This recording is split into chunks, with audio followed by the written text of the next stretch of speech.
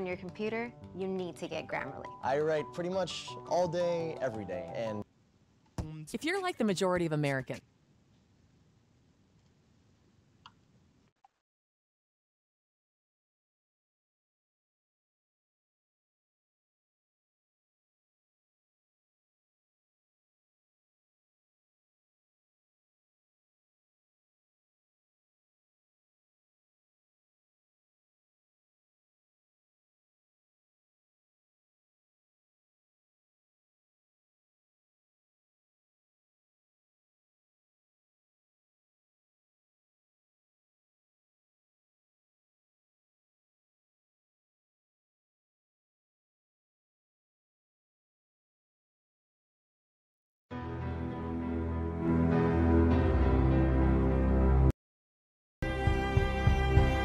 You're listening to Sasquatch Chronicles. Check us out online at SasquatchChronicles.com. If you're listening to Sasquatch Chronicles, my email address is wes@SasquatchChronicles.com. Welcome to the show, everyone. Thanks for being here tonight. Got a great show planned for you tonight. Going to be speaking to Alfred, and Alfred will be sharing his encounter that happened to him back in the 70s. Very fascinating encounter. He was staying with family. He's originally from New York, and he was down there visiting during the summer. And just an interesting encounter. He actually submitted his encounter to the BFRO, and it's report number 44837. But what's interesting about him submitting that report is whoever investigated this encounter did an exceptional job. She actually went through and found other places around this property where people had reported seeing this creature, and even police officers that had reported seeing this creature during this time. Interesting encounter. And it's even interesting to hear the behavior of the creature. I think at one point, throughout the encounter, actually gets struck by a police car, and I'll let Alfred go into all of that, but it's a very, very interesting encounter. This is normally Sunday's show. I kind of had to move things around because of weather. I know a lot of people were having power outages and are just getting hit hard with freezing rain and snow, so I kind of had to move things around. But for the members, I'll be back on Sunday, have a lot of guests lined up, and one very interesting encounter with a turkey hunter and one of these creatures, so you definitely don't want to miss that. If you've had an encounter and you'd like to be on the show, shoot me an email. My email address is wes@SasquatchChronicles.com, and if you get a chance, check out the website, SasquatchChronicles.com. You can check out the daily blog, become a member, get additional shows. You know, one thing that's interesting is Russell Miller had posted this to our Facebook group and was asking everyone's opinion. He was out one night and he captured this on his audio, and he wasn't saying it was Bigfoot related. He was just like, hey guys, what do you think this is? Take a listen to this recording.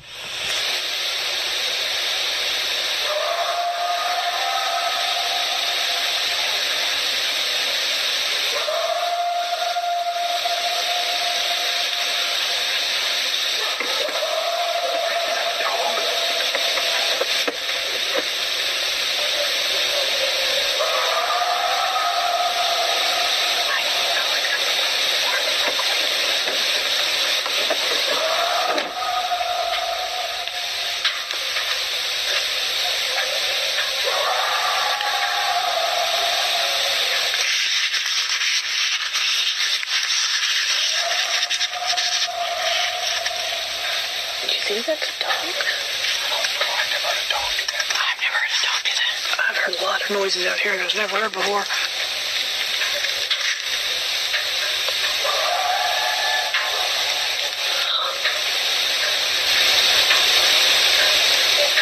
And while I think this is coyotes, I can definitely understand why Russell broke out the recorder.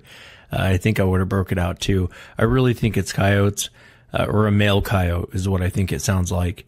But I think it's cool that Russell broke out the recorder. I wish more people would do that when they're in this situation and they hear something a little bit off. They break out the recorder. Great job, Russell, getting that. But here's coyotes. Here's what coyote right before the pack goes off.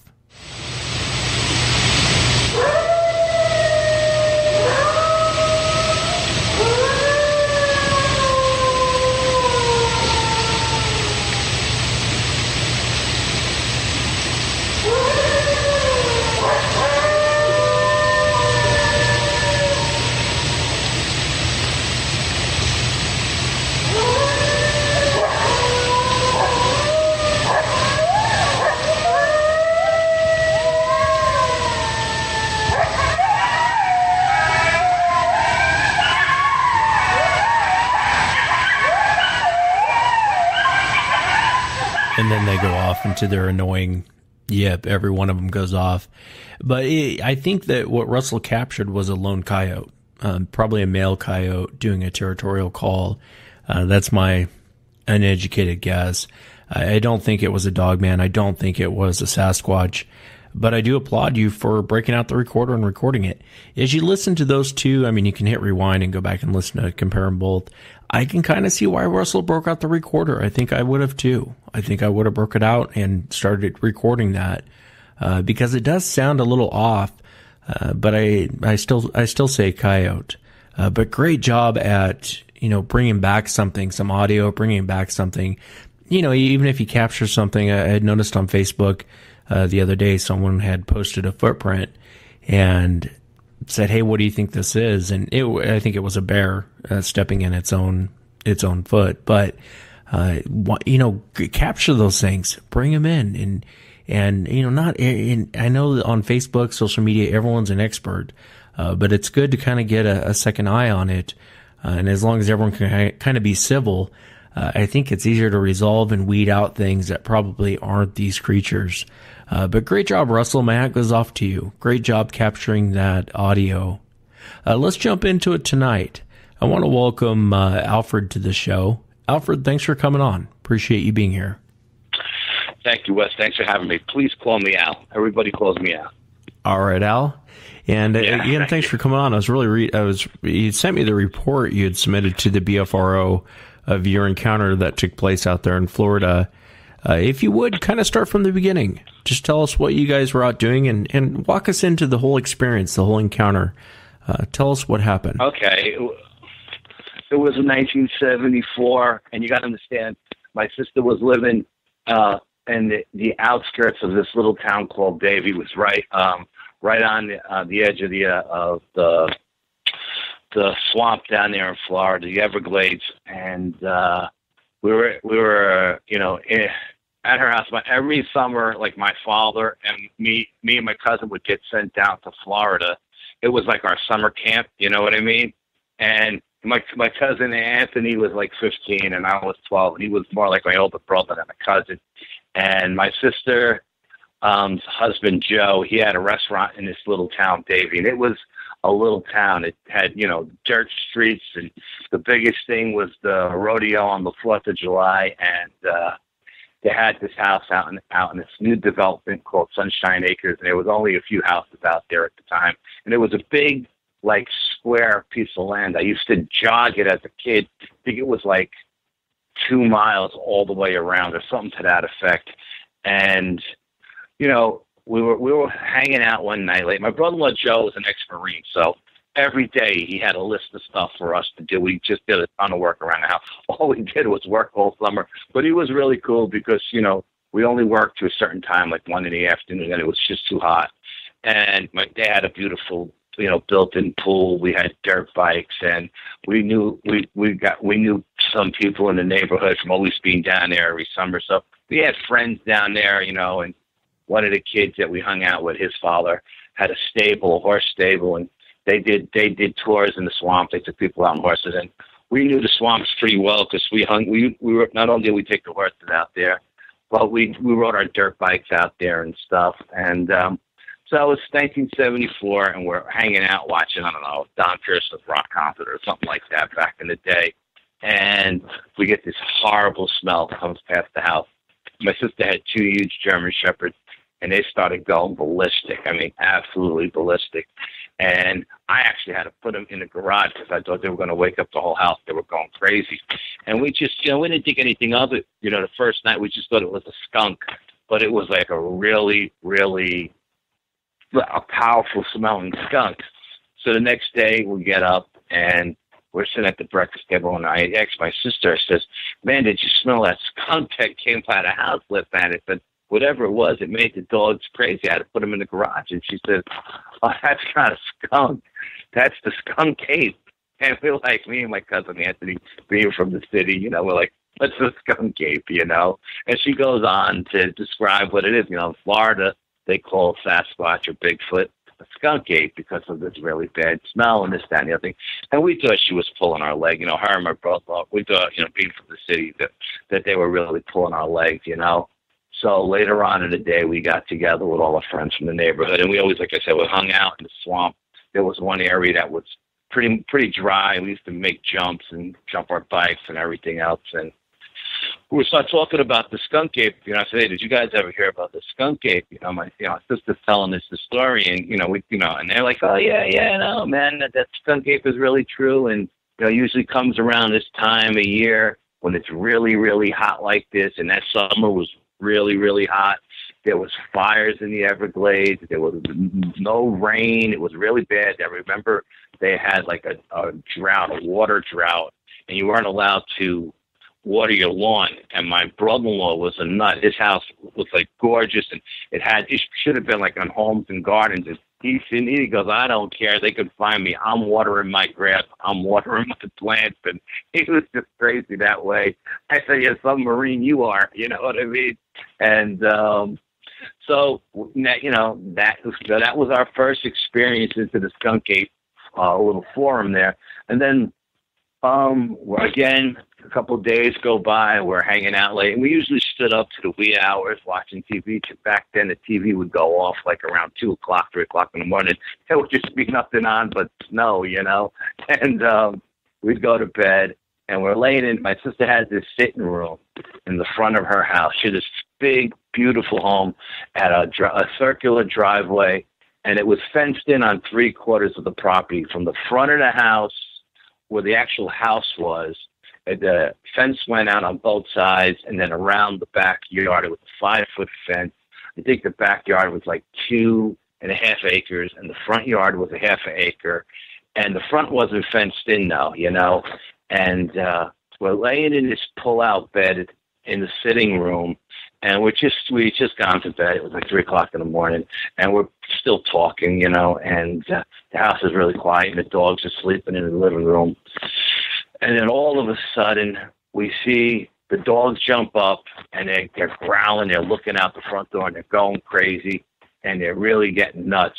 And my cousin said, you better put them in the garage before, they wake up the whole house. So I put the dogs in the garage, and the dogs are going absolutely insane. But we didn't think anything of it because, we didn't smell anything at that point. It's just the dogs must have fenced this thing coming towards the property. So we're laying in the bed, and then all of a sudden we see this huge shadow come across the wall in front of us.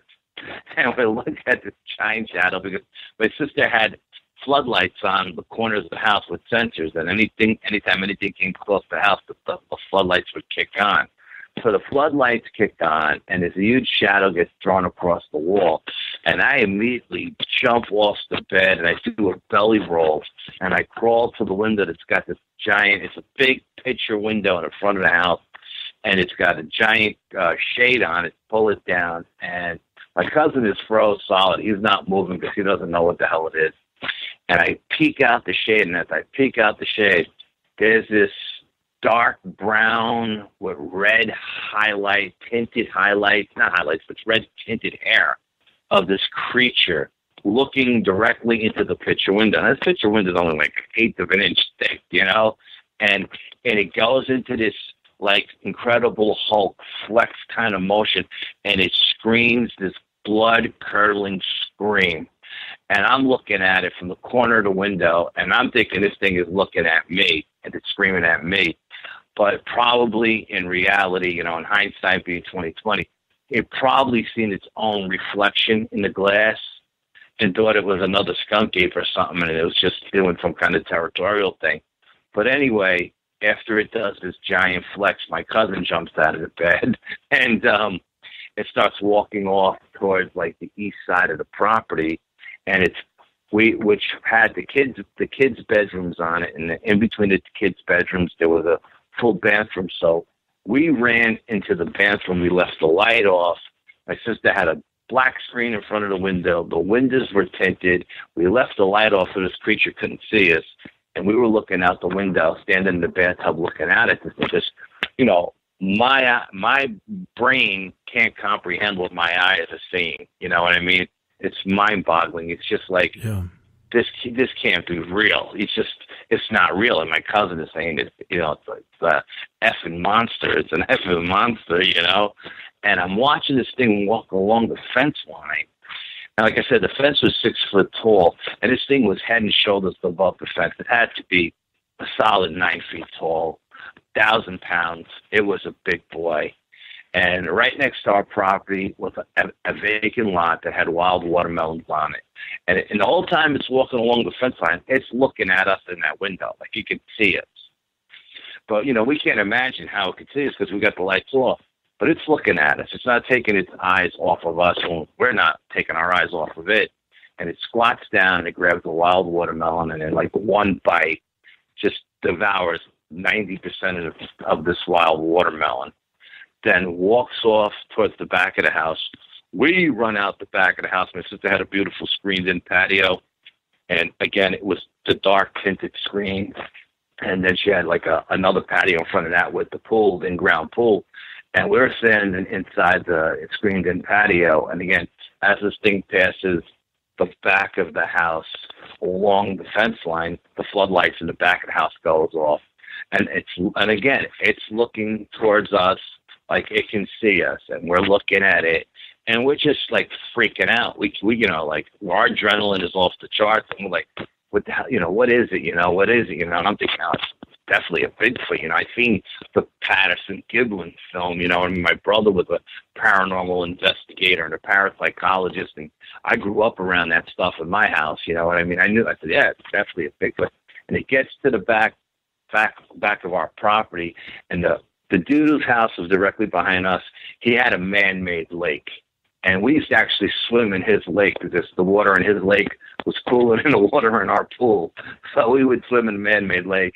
And this creature squatted down and cupped one hand, and one hand it was drinking the water out of the lake while the whole time never taking its eyes off of us.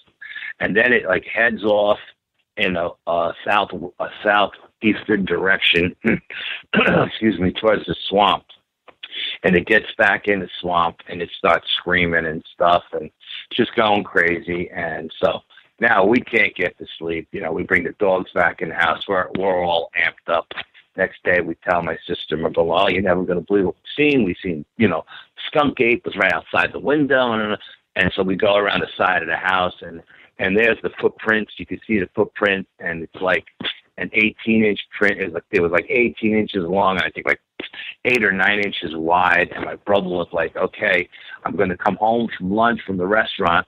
I'm going to stop at the hardware store and get some plaster of Paris, and we're going to cast these," because he wanted to put them on, like make a right cast and a left cast. But he wanted to put them on his bar as a conversation piece, And so we're waiting for my brother-in-law to come home for lunch, and I guess he was real busy that day. He never came home. And then by the time he did get home at the end of, around dinner time, it was too late because the horse tours had gone through, the stable, the guy who owned the stable had taken a couple of tours, and they always went right past our house. So they had trampled over the path. And then, just the kids in the neighborhood, coming by to see us and then going back to this, we drove over them with our dirt bikes and stuff. So that was, that didn't happen. We never got the cast.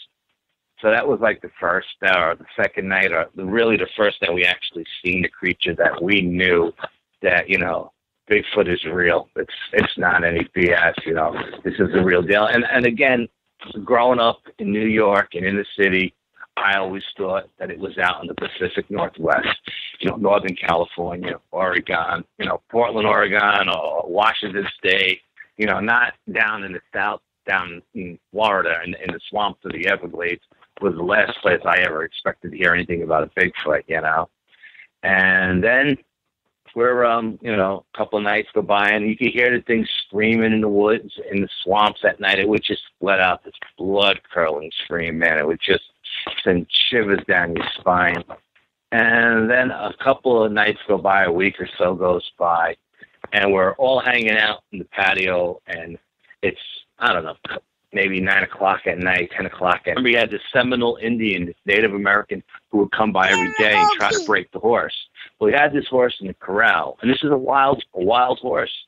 And what happened was this creature, this 9-foot-tall, 1,000-pound creature, snuck up on this wild Mustang and grabbed it from behind in its hind quarters. Just snatched this thing up. And when it grabbed the horse kicked out. And when the horse kicked out, the creature let go, and the horse jumped the corral and ran out into the pasture. Once it got into the pasture, the skunk ape couldn't catch it. And at that point, the rancher was coming out, and he was shooting at the skunk ape, and the skunk ape ran off into the swamp. So when they brought the horse back the next day, because they had to wait for the Native American to come the next day to bring the horse back, because no one could get close to this horse. It was so spooked. They bring it back into the corral. They put it in the corral, and the horse on his hind quarters had handprints. Like if I was to grab you by your forearm and just squeeze as hard as I can, and it leaves that mark on your arm, that's what this horse had on its hind quarters. Not scratches like a claws, but with fingerprints on its hind quarters. And I remember the sheriff being there, and he was like, what the hell happened to this horse? There was a lot of skunk ape sightings that summer because of the fires in the Everglades. I think the fire, between the lack of rain and the fires, it was driving the creatures closer inland. And us being right on the edge of it, we were the first ones to see them. So that was a pretty exciting night. The next day was pretty exciting, checking out the horse and everything.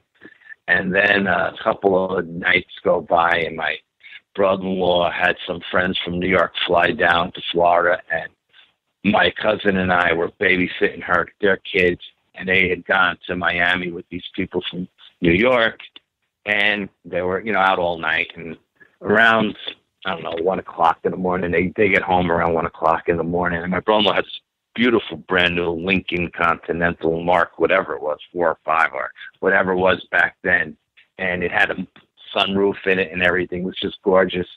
And they get home, and the dogs start barking as they pull into the driveway. So we open up the door, we let them in, and they're like, "Any excitement tonight?" And we said, "Nah, quiet night. Nothing going on tonight.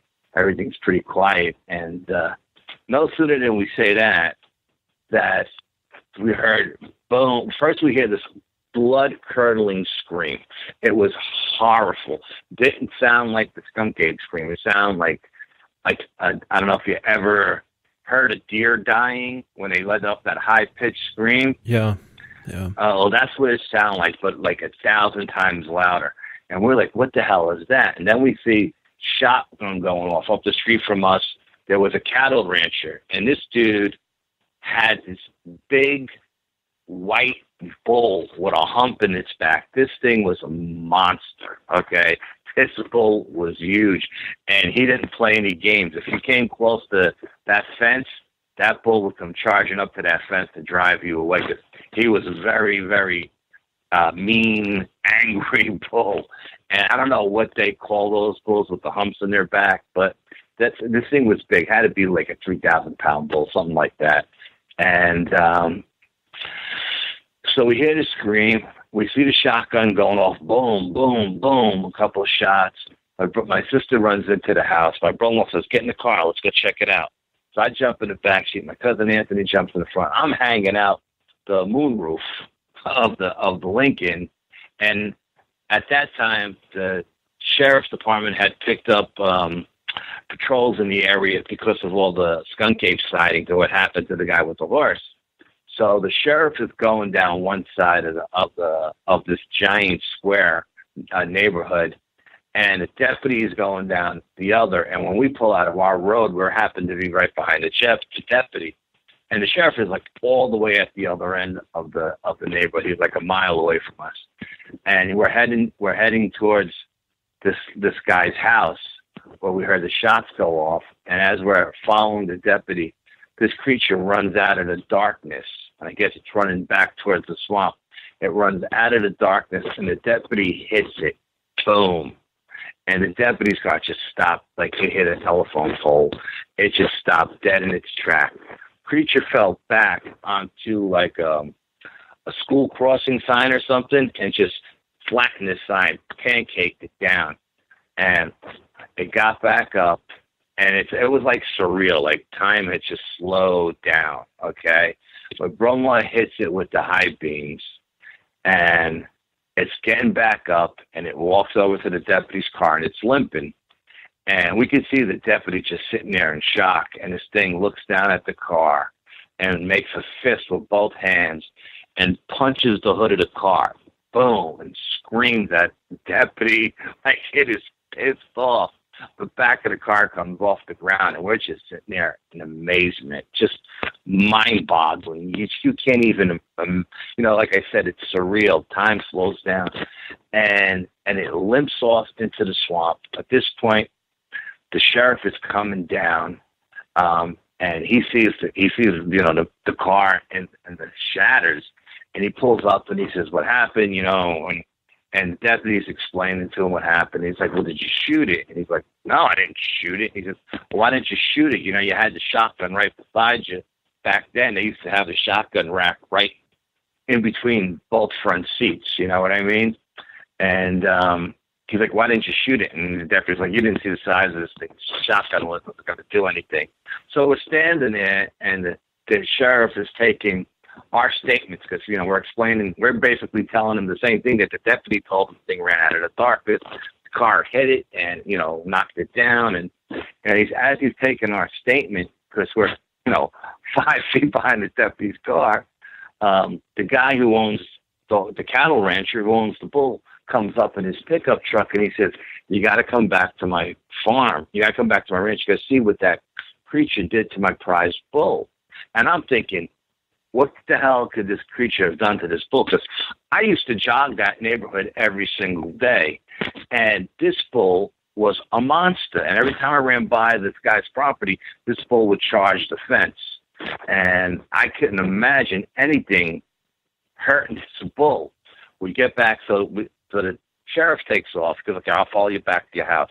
We go around the deputy, and we follow the sheriff back to the cattle rancher's house.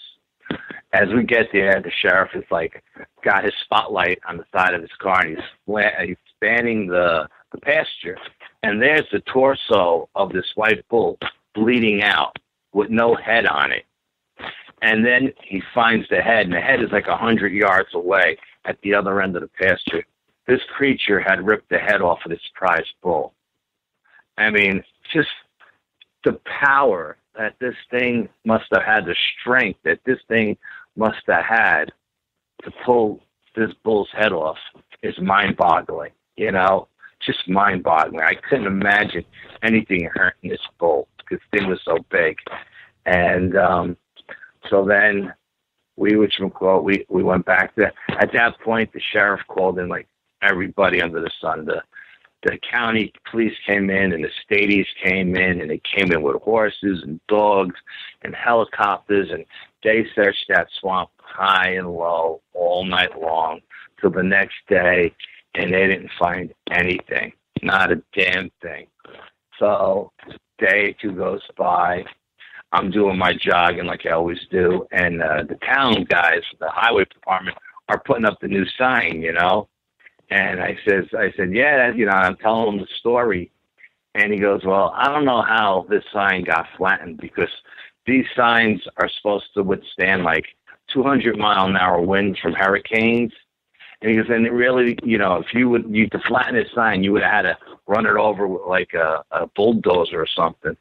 And I told him, I said, "Listen, man, I was there. I seen what flattened that sign. So with the weight of this creature to just do that, this guy is Well, I'm telling you, these things can take 200-mile-an-hour winds, and they're made for hurricanes, especially down here in Florida. And I was like, okay, whatever you say. But I seen the thing go down, and that time just flattened like a piece of paper, Yeah, that is very, very interesting. And it's interesting to see the differences between how people react nowadays and how they reacted back in the 70s. Because I think the concept of covering this up is somewhat new. I know back in the day, they probably would have, if that would have happened today, I think they'd probably tell you guys to shut your mouth. You guys didn't see anything.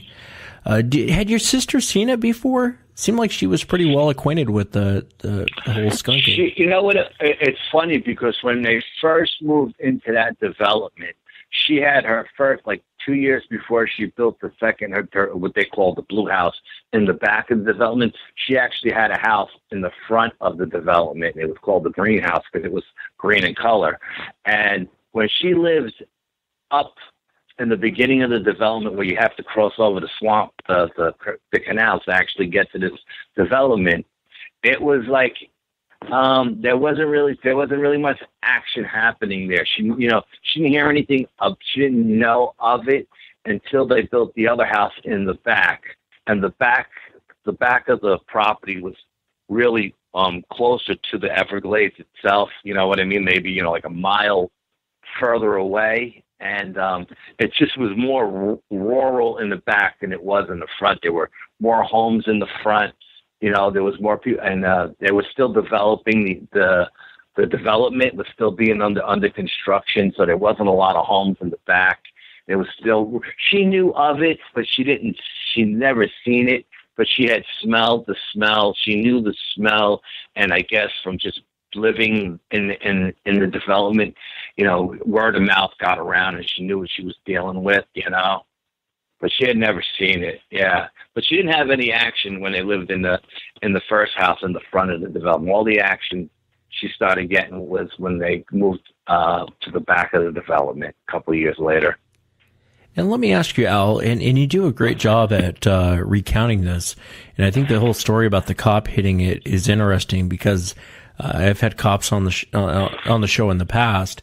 And I remember one specifically was down south. He had actually hit one of these creatures, and he only hit the thing doing like 20 miles an hour. I recently talked about it on just the last couple shows, and it basically was like he hit a telephone pole. I mean, his airbag went off, and yeah, no, there weren't any airbags in those cars back then. But I'm telling you, when we were cruising down that road, we were cruising. We couldn't have been going more than 20 miles an hour because he had his searchlight on. And he was actually scanning his light to, his left towards the swamp because on the right were more of the homes, and this creature ran out from where the homes were. So he didn't even see, he didn't have a chance to hit his brakes or anything. It just stepped out, and he hit it, boom. And it was the creature that stopped that car, and we jammed on our brakes. But he wasn't going fast. No, he was only going about 20, 25 miles an hour tops, He was just barely moving because they were on patrol, Yeah. And you're right. I don't want to come back to of it killing a bull, but I wanted to ask you, was there anything specific that you remember, any details about the creature that really stood out to you when you saw it on either occasion? How wide it was. It was wide. I mean, its shoulders were massive. Just massive. I'm going to say it was all of 4 feet across from shoulder blade to shoulder blade. Had to be. I mean, it didn't taper down into a V shape or anything like that. It was wider up top, and it got narrower down around the midsection. But it wasn't like a V shape. It was more like just a rounder shape. I don't want to say barrel shape because he wasn't that big. It was just thick all around from under his lats down. You know what I mean? Yeah, and it's interesting when you see a creature. I remember it's so interesting you say that because a lot of times when you talk to witnesses, they'll zero in on one thing. And I know, in my own encounter, I remember zeroing in on just how big the shoulders were. I mean, I just was in shock on how wide the thing was up top. I mean, it just I'd never seen anything like that before. So I can definitely, I'm with you on when you see that, how much it kind of freaks you out. When it came up to the window and it was kind of glaring back at you guys, was there any details of the face that you remember? I realize, you know, I remember its eyes. Its eyes were really big, and they were, and I want to say they were red, but you know, it could have been because of the floodlight reflecting into its eyes. You know what I mean? Yeah. But they were big, and I remember it. Being really, really mean looking. Like it had like it had that conical head, but it had like almost like a face like a gorilla. Like it had the canines, you know, and when it was screaming, and it was just so, like its arms when it flexed, it was just so, its arms, not only were they long, but they were so big. You know, I always worked out my whole life. My cousin always worked out. I've always been into like martial arts and weight training and stuff like that my whole life. So, you know, when I'm looking at things, of course, the first thing I zone in on is its face, because it's screaming. It's screaming at me, man. And it's, you know, it's terrifying. And it's like time just stopped at that moment. And then once I got past its eyes and its teeth and its head, I started to go down. It had no neck whatsoever. Its head was like inside its shoulders, you know. And then I got to its shoulders, and, you know, being a dude who works out with weights, I'm looking at its pecs and everything, and I'm looking at its chest, and I'm like, holy crap, this thing is humongous. It's just humongous. It made Arnie at the time, it was the biggest weightlifter in the world. It made Arnie look like, you know, Tiny Tim. You know what I mean? It was just massive. And I remember the red highlights. I don't know. Again, I think the only reason I noticed them is because the floodlights were hitting it. You know what I mean? Because it was definitely a dark brown with red highlights. It had like red tint to it. And I keep saying highlights, I mean a tint. And it was just massive. I don't even, I remember seeing it from the waist down. I don't remember seeing any genitalia. But, I mean, most of the time I spent looking at it was really from the waist up, you know? I just remember glancing down because, you know, I guess at some point in the back of my head, I must have said, look at its feet. It's a Bigfoot, you know? But I don't remember actually thinking that, but I know I remember I sized it up from head to toe. And it was hard to judge its height at that point because it was squatting and it was, you know, ripping. It was like all its muscles were ripping out and everything. It was doing like that whole thing. But once it stood up and it started to walk past the fence line, I was able to see, okay, I know that fence, you know, 6 foot tall. I know for a fact because on the 4th of July, we had gone to like South Carolina and picked to one of those warehouses and picked up like $2,000 worth of fireworks. And we had Roman candles around all the top of the fences. And I could barely, even with like a long match, reach the top of those Roman candles to light them. They had to be about 7-8 feet high. You know what I mean? So I was barely got to climb up the fence to actually light them and stuff, you know, and this thing just died over the fence. It was head and shoulders above the fence. Yeah, and it's interesting, too, how you saw it as it was walking off and even getting water, how it never took its eyes off you guys. It never took its eyes off of us, man. It like knew we were there. It knew we were there. I don't know if it has like infrared vision or whatever, night vision or whatever, but the thing never, and because I remember when it was looking at us, when, you know, we were in the bathtub in between the two kids' room, and we were in the bathtub, and I told my cousin, I said, we'll leave the light off so it can't see us. And I'm thinking, yeah, leave the light off. The window is tinted anyway. My dad, the window's tinted because, you know, how hot it is down in Florida. Then she even had like a black screen in front of the window. And I'm saying this, no, because I remember when it was looking at us at one point, me and my cousin both ducked down under the window like, oh, man, this thing could see us, you know? We were, like, scared. Like, how the hell could it see us? But we were so curious that we had to pop back up and just look at it, you know? It was just, couldn't keep our eyes off of it, but we were terrified, you know, just absolutely terrified. And I can imagine being terrified in that situation. The creature that the state patrolman hit, or the deputy hit, was it the same creature you saw prior? I believe it was. Yeah. And did you see any facial expressions when it got up? I realized you're another car length behind it, or probably two or three car lengths behind. No, we were close. We were like 2 feet behind that deputy's car. You know, I mean, those Lincolns have long front ends and everything. Yeah. But I was hanging out at the moonroof. You know what I mean? Oh, that's right. I was like, you know, I wanted to see this thing up close and personal. You know, even though I was scared to death. Oh, I can imagine. Yeah, no, it had expression. Like, you know, when it was mad, it looked mad. It looked angry. You know, its eyes squinted down. Its nose came up. Like, it had that hooded nose, and the nose came up. Didn't have, like, any hair under its nose or around its chin. You know, the hair was longer on its head and its body than it was on its face. It just had I want to say a short-haired dog kind of fur on its face. You know what I mean? Yeah. Or you know, or skin, like the skin almost looked grayish. You know what I mean? Didn't look black or anything like that, but it's just the hair was shorter on top. It was a little longer down on the arms and the legs and stuff than it was up higher. Since the higher it got, the shorter it got.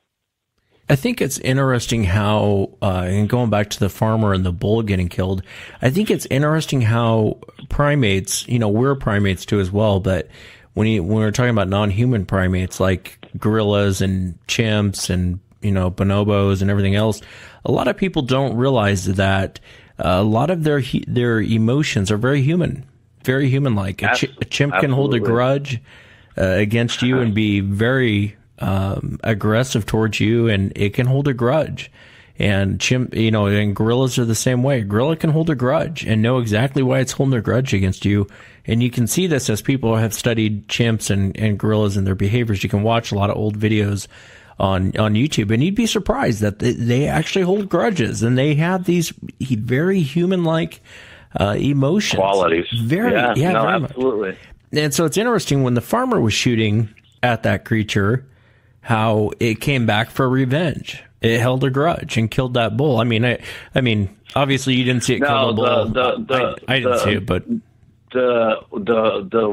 the horse rancher shot at it, his ranch, his stable was on the other side of the development from the cattle rancher who had the bull. The cattle rancher's his ranch was actually right up against the Everglades. You know, the other guy, the horse stable guy, he was on the other side of the development. He was a good half a mile away. I don't know if it was like hunting one of the cows or something, and the bull came in to defend its territory, and they had, you know, a fight or whatever. I'm not really sure what happened there. I couldn't even guess what happened, you know. But that cattle rancher, the fence he had that went around his property was a 4 foot high fence, and that bull stood above that fence. You know what I mean? That bull was at least, I would say, minimum 5 feet at the shoulder on all fours. You know, he was a big boy. And I get you what you're saying. It wasn't the same guy that was popping off shots. It was a different guy. Yeah, I mean, they both shot at the creature. I mean, I want to say that the cattle rancher used a shotgun, and the horse rancher used like a 30-30 lever action or something. That's what it sounded like. Boom, boom, boom. Where the other one was just boom, boom. You know. Yeah. Totally different guns. Yeah, absolutely. But, you know, and you said it earlier, imagine the strength you'd have to be, you know, God knows how much that bull weighed, but to grab a bull, rip its head off, throw it in the pasture, and leave its dead body there. That's why I always warn people, and, you know, sometimes people, they think I'm crazy, but that's why I always warn people when they go out looking for these things, whether you're a researcher or investigator, when you go out and look for these things, these aren't toys to be played with. You can end up just like that bull very quickly.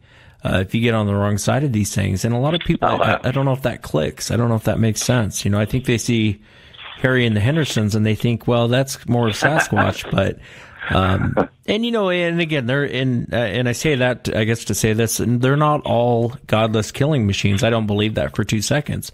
But I think if you're on the working end of one of these Sasquatches, I think you're in trouble. And you better either have a very large caliber gun and know exactly where you're shooting, or you better leave the area, because things are going to go bad pretty quick.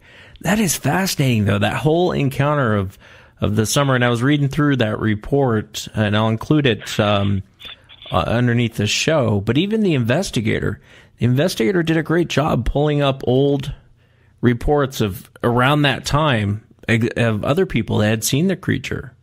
Yeah, Ree, I think was her name. Ree was amazing. She did an amazing job, and I think it really hit home with her because her father actually had a boat shop in the same town, Davie, Florida, but she lived in the next town over. I forgot the name of the town she lived in. And her uncle was a police officer in the town too. She lived in the town just west of us, and her uncle was a police officer in the town just east of us, which was like New City. I think that's what the town was called, something like that. And so she had a lot of family there. So she remembered that summer. She when we talked on the phone, she remembered the fires, and she remembered, seeing all the police reports and seeing. That was the crazy thing about it. All summer long, you would see articles in the newspaper about Sasquatches being seen on this road or that road by the state police or by the local sheriff and this, that, and the other thing. And the next day when we got up, we jumped in the car and we drove to the store, which is like 5 miles away, closest Winn-Dixie or whatever. And we bought every single paper there was, thinking it was going to be all over the news, and it was going to be newspaper reporters out there during it, because they used to show it on the local news. It would be out in the neighborhood saying, what did you see? And for some reason or another, it was like it never happened. There was nothing mentioned about it in any of the newspapers. You didn't hear anything about it in any of the news shows on TV or on the radio. It was like it never happened. And for the life of me, I could never figure that out. I was like, man, all summer long, I'm watching all this stuff on the news about these skunk apes being seen all over South Florida, and this is like the biggest thing, and no one shows up. And I don't know if it didn't happen because the state was involved or what, but somebody put the kibosh on that, and nobody ever came out and interviewed any of the neighbors. The horse rancher was never interviewed. The cattle rancher was never interviewed. Nobody from the neighborhood was there. It's just like it never happened. Yeah, and that's strange. That's really strange. Yes. I was looking forward to bringing all those newspaper articles back to New York for me to give to my brother, and there was nothing in them. I was like, it's mind-boggling. Yeah, that is mind-boggling. One question I wanted to ask you, if you didn't know the term skunk ape or Sasquatch or Bigfoot, and you were trying to explain to someone what you saw on those two different occasions, how would you describe to them what you saw? Honestly, I would say it looked like a giant gorilla that stood upright and walked on 2 legs. It didn't have the big belly like the gorilla did, and it didn't walk on its knuckles, but it was a monster, man, like King Kong, It looked like King Kong. It was a monster. It really was. Yeah, and I know I've read a ton of stuff about the Florida skunk ape, and everybody says they're actually smaller than the ones out in the Pacific Northwest and this, that, and the other thing. And I don't know how true that is, but I'll tell you, I know for a fact the thing I seen was at minimum 9 feet tall, and at least anywhere. I would say, just being conservative, 100 pounds per foot, 900 pounds. You know what I mean? It was a monster. Yeah, and that's the thing. I know during that time in Florida, a lot of times people would say, well, it was popular. Well, I think that was more of the 80s, but people were releasing primates out in the wild. And during that time where all these sightings were going on, people were saying, they're just seeing known primates that have been released in the wild. But when you read the report of what someone saw, it doesn't sound like a known primate. It doesn't sound right. Something about it doesn't sound right. And I do get reports of them being that large in Florida. It's not the only report. I would say when I say smaller, when I've said smaller on the show, generally down in like Mississippi to East Texas. Don't get me wrong, 7.5, 8 feet tall is a monster.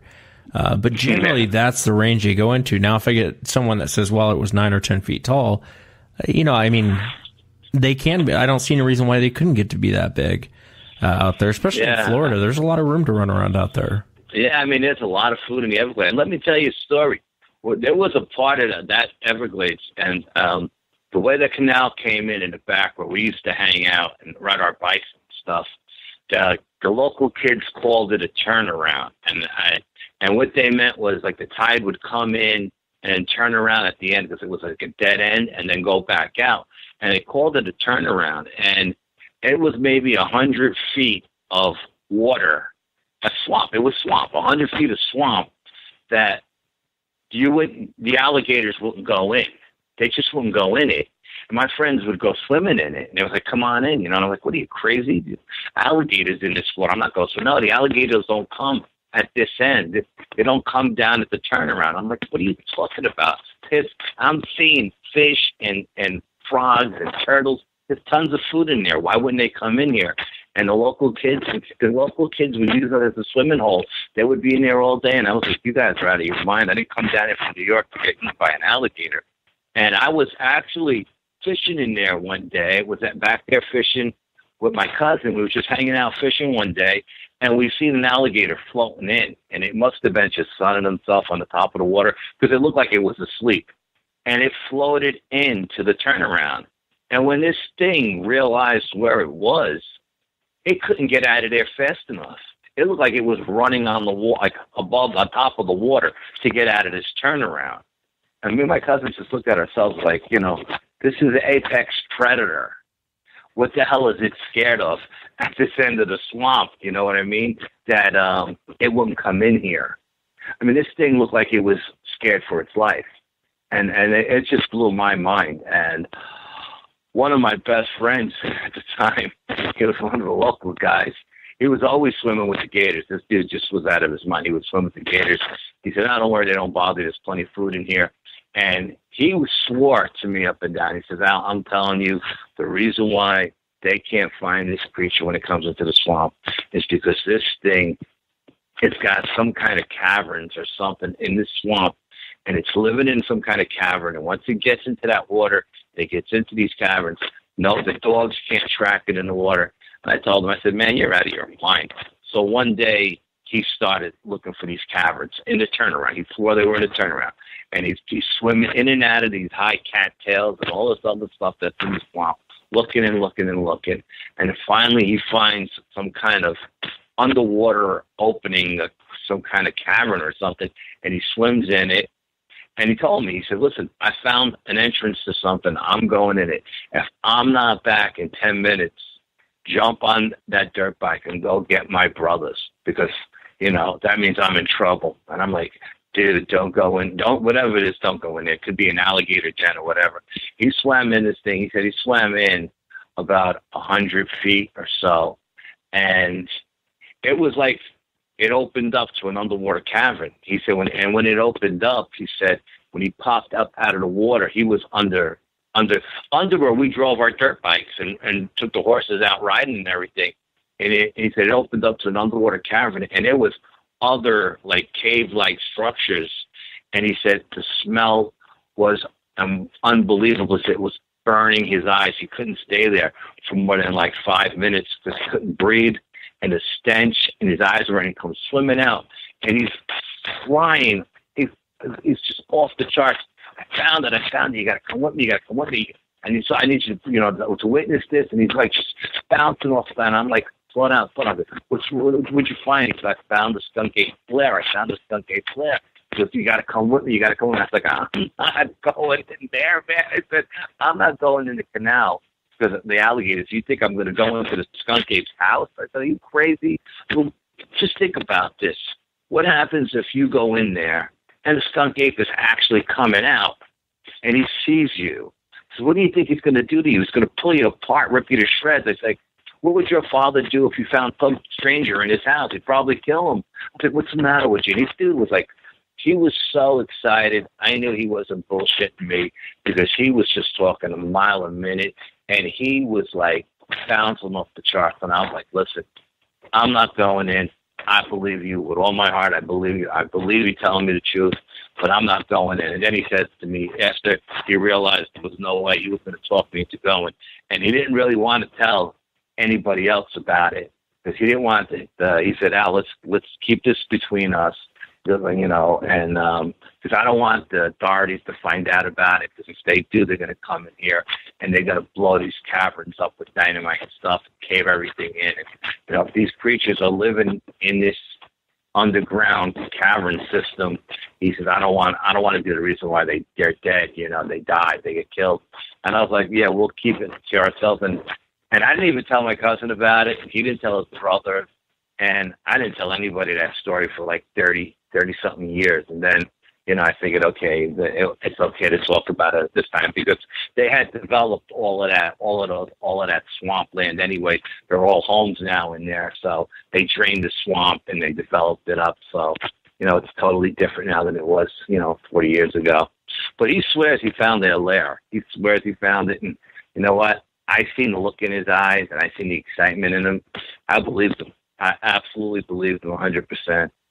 It's interesting. The whole thing's interesting that the alligators wouldn't go down to that part of the swamp. They would stay away from that part of the swamp. And that's just interesting to me that they would actually stay away from that part of the swamp. But, you know, and that doesn't shock me a whole. There's many reports of these things swimming underneath, especially in rivers and lakes, having them, people seeing them swim and going underneath there. God, it would have been nice to go underneath there. And I think you're right, though. I think if the creature would have came out, that would have been a game over at that point. Yeah, game over. There would have been no way we could have outswam that creature to get at it, especially since it was only like a tube kind of little tube opening to get in. So it would have been one guy behind the other, and the guy who would have been in the back would have been in trouble. You know what I mean? So I wasn't going in there. I was more afraid of getting caught up in the cattails and all the weeds and everything and drowning. You know what I mean? But I wouldn't just. I said to my cousin when we were down there, I said, man, we came down to Florida to get away from New York, and we're going to get killed down here by a monster. You know, we came to Florida to get killed by a monster. Yeah. It was, you know. Yeah, it's an eye opener when you come from the city, and you know you hear people out in the country talk about this sort of thing, and everyone. It's like I always say, it's always fun and games until you run into one, and then when you actually see one, you realize you're not the biggest baddest thing out there. But that is a fascinating story. I mean, the whole encounter is just it fascinates me because there's so many different pieces to it. You know, from you guys to the farmer to the rancher to the cops.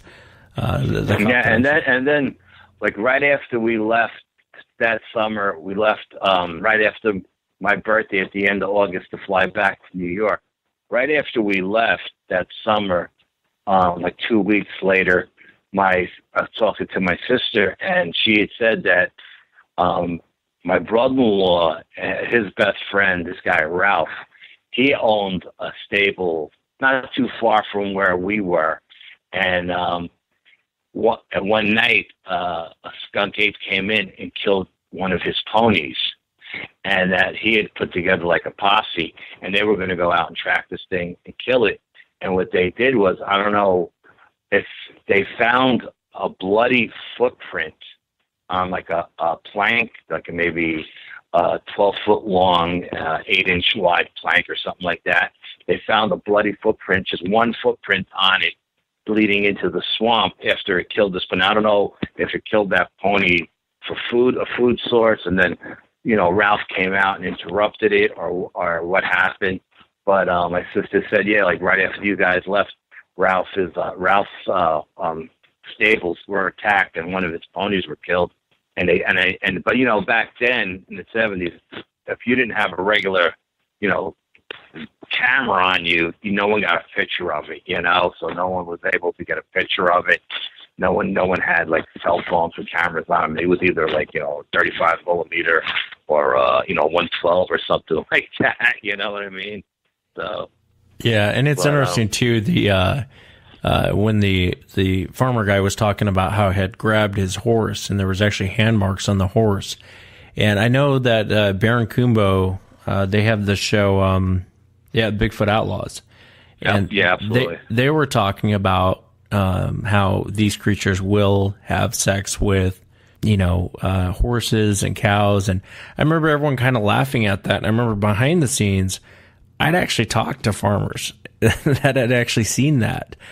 There was Really? Yeah, there was two guys. One guy had sent me, it was the back of this huge bull he had.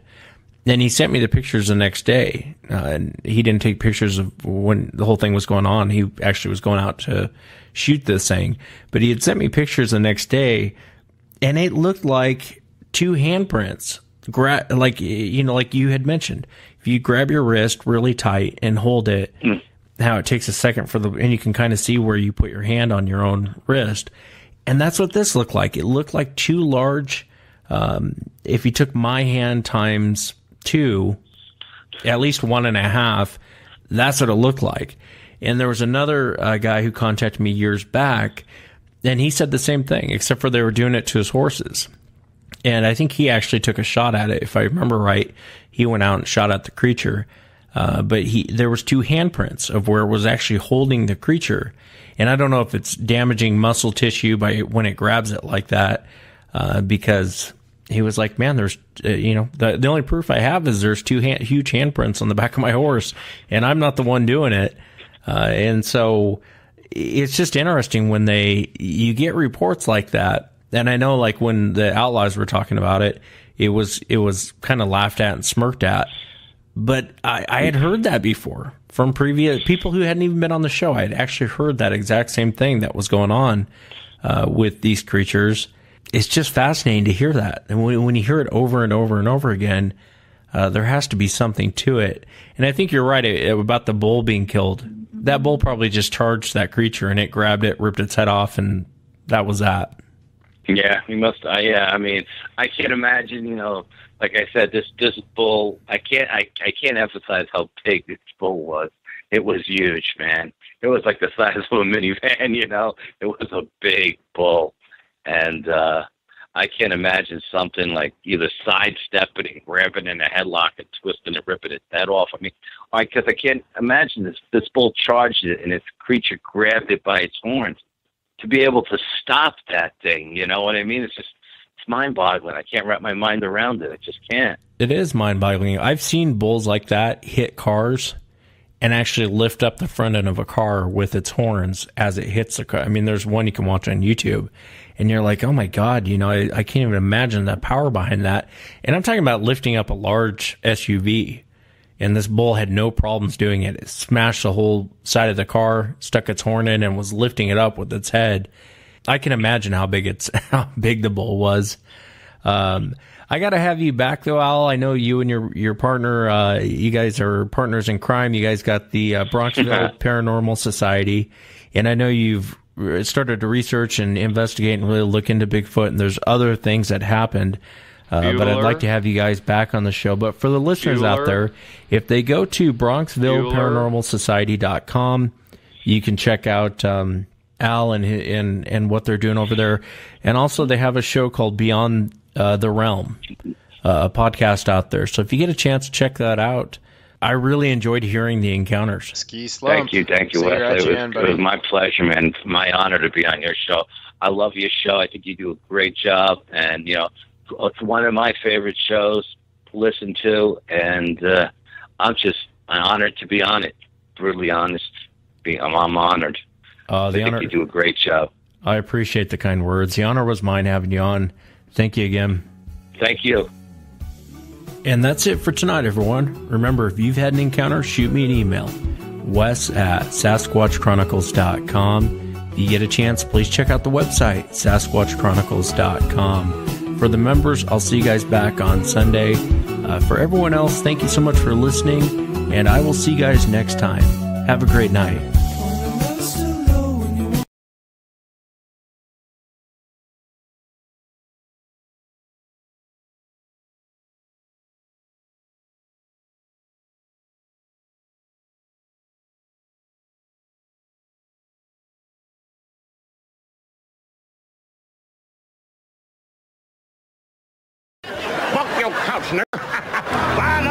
bitch, motherfucker. Fuck your couch, nigga. Fuck your... I'm gonna die out here. No one's ever gonna... You're listening to Sasquatch Chronicles. Check us out online at SasquatchChronicles.com. If you've had an encounter, email me. My email address is wes@SasquatchChronicles.com.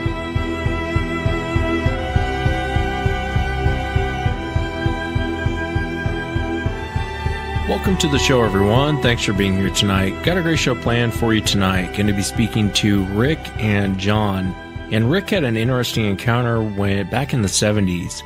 A very, very interesting encounter. He was doing a wounded rabbit call, and something responded to him. And you know, a lot of people ask me when I talk about the Sasquatch screaming, I always say it sounds like a demon or like a woman screaming.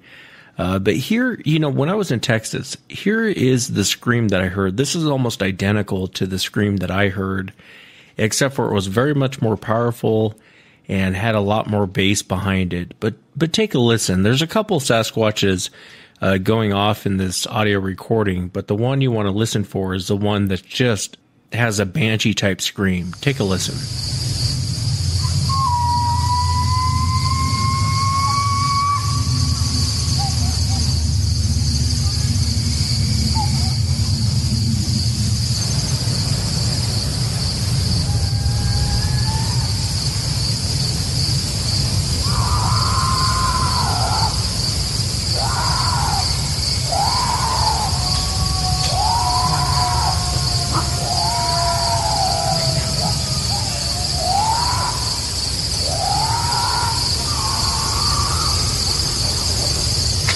And it's that one there in the background that's just really going off that you hear, the one screaming.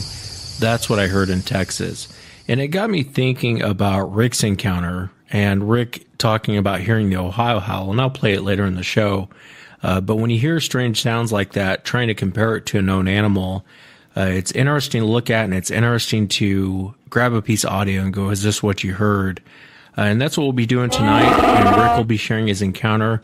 I'll also be inviting John to the show, and John had a very interesting light encounter.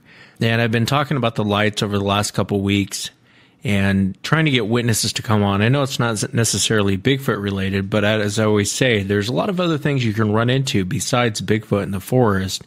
So I welcome John to the show. He's a logger, and I love talking to loggers because they're always out in the forest, and if anyone's going to see something like this, it's going to be a logger or a hunter. So pay attention to what John is talking about with regard to the lights. But let's jump into it tonight. I want to welcome Rick to the show. Rick, thanks for being here tonight. Yeah, thanks for having me, Wes. Appreciate it. Yeah, no, I appreciate you being on. And I know you had an incident when you were bow hunting. If you would, for the audience, just kind of walk us into what happened that strange night. I remember I was reading the encounter you had sent to the BFRO, and I was shocked by it. But if you would, just kind of start from the beginning. Tell us what you guys were doing and walk us into what happened. Yeah, we had a place that we bow hunted on, and it was about 30 miles away from where I lived, about the only place close to us that really had any deer to speak of back then. And this was, I don't know, I was probably 17, 18 at the time, and this was, I would guess, 78, somewhere around in that time frame. And we'd go down on the weekends, and there was a old abandoned barn that the farmer, he let us stay in, and that's where we'd go, and we'd set up camp and whatnot, and huge tract of woods. And in the BFR report, I've got directions right to where exactly how to get to the place. But it was bordered, on that side where we went in and where we camped was off Nelsonville Road or something like that. I don't recall. It's in the report. But the other side of the woods was bordered by the Kentucky Turnpike, and it's a huge, huge patch of woods. I couldn't even begin to recall how many acres it was. It was just huge. And there was nothing down there. I mean, absolutely nothing but just woods as far as you could see once you got in there.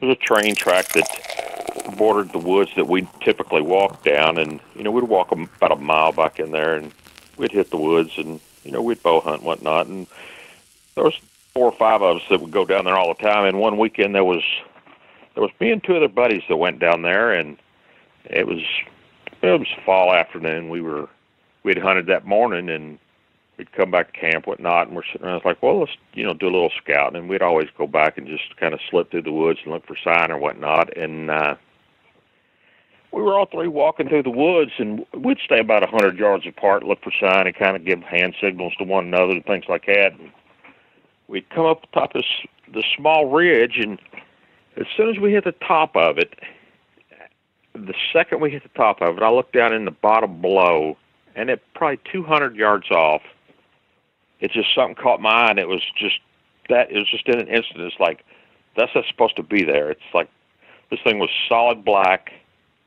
It was a sunny day. You could see it perfect. I mean, it was just, when I say you could see it perfect, I could see something black that was there.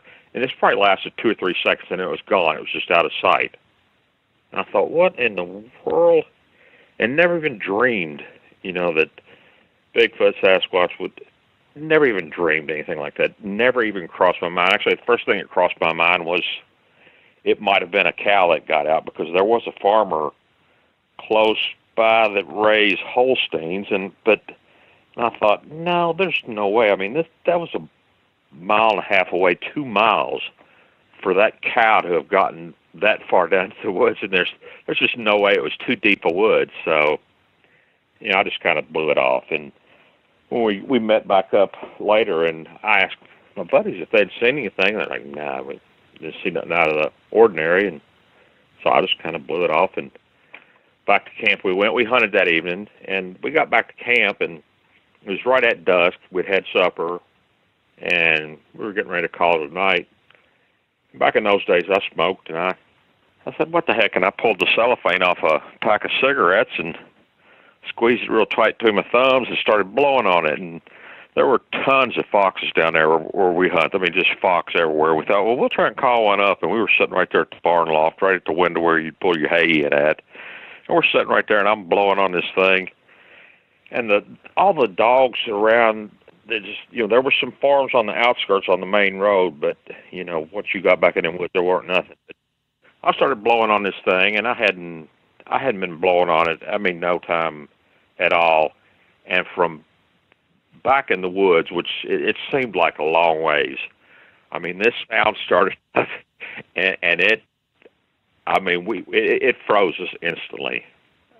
I never heard nothing like it. And in my report, I think to the BFRO, I'd stated that it sounded identical to that Ohio mulling. The only thing that was different on this was, I think, the BFR. This thing started out, I'd stated that it sounded identical to that Ohio mulling. The only thing that was different on this was, I think, the BFR. It didn't aggravate that. I'd stated that it sounded identical to that Ohio mulling. The only thing that was different on this was, I think, the BFR. It didn't aggravate that. I'd stated that it started out identical to that Ohio mulling. And then just kind of cut off.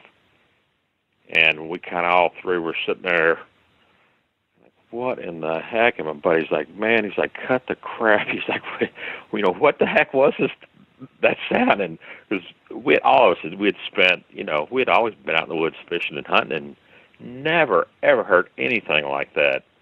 But nonetheless, me being the goob that I was, I'm like, well, I'm going to hit it again. I'm going to try this one more time. So I blew on that thing again, and I'm not kidding you, this time it was a lot closer, and it was a lot louder, and this time it felt like it shook the walls of the barn.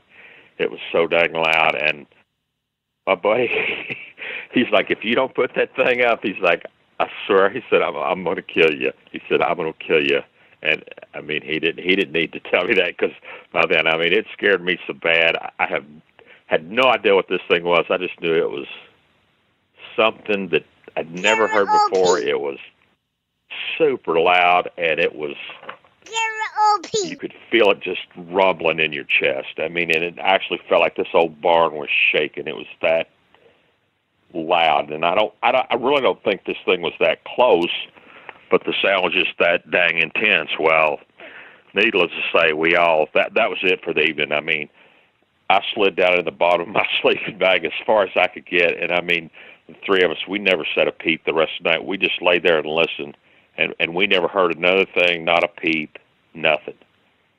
And I don't think any of us slept a wink.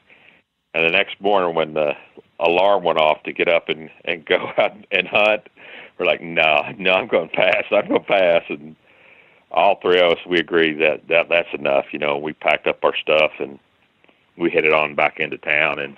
And nobody, we never spoke a word of it to anybody. And that was, gosh, I don't know, Wes, that's probably been 40 years ago that happened. It is a strange sound to hear. Is this what you heard?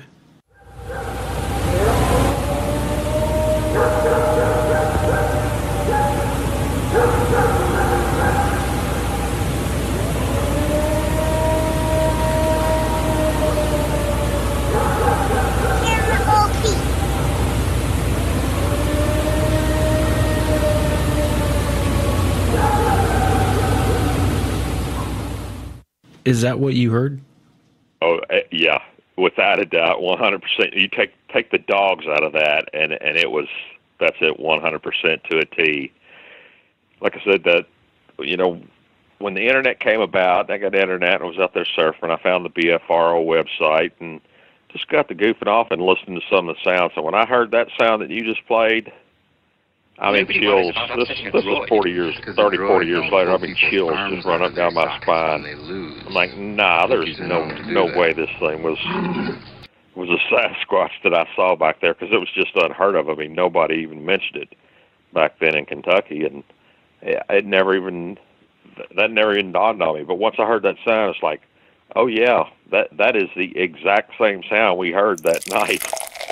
And you know, after all those years, I think back on it, and after listening to your show and reading other reports, there were quite a few other incidents that happened down there that never really clicked until reading your show. Like, sometimes we'd come in from the Kentucky Turnpike side of the woods, and it was an old logging road that we'd walk down.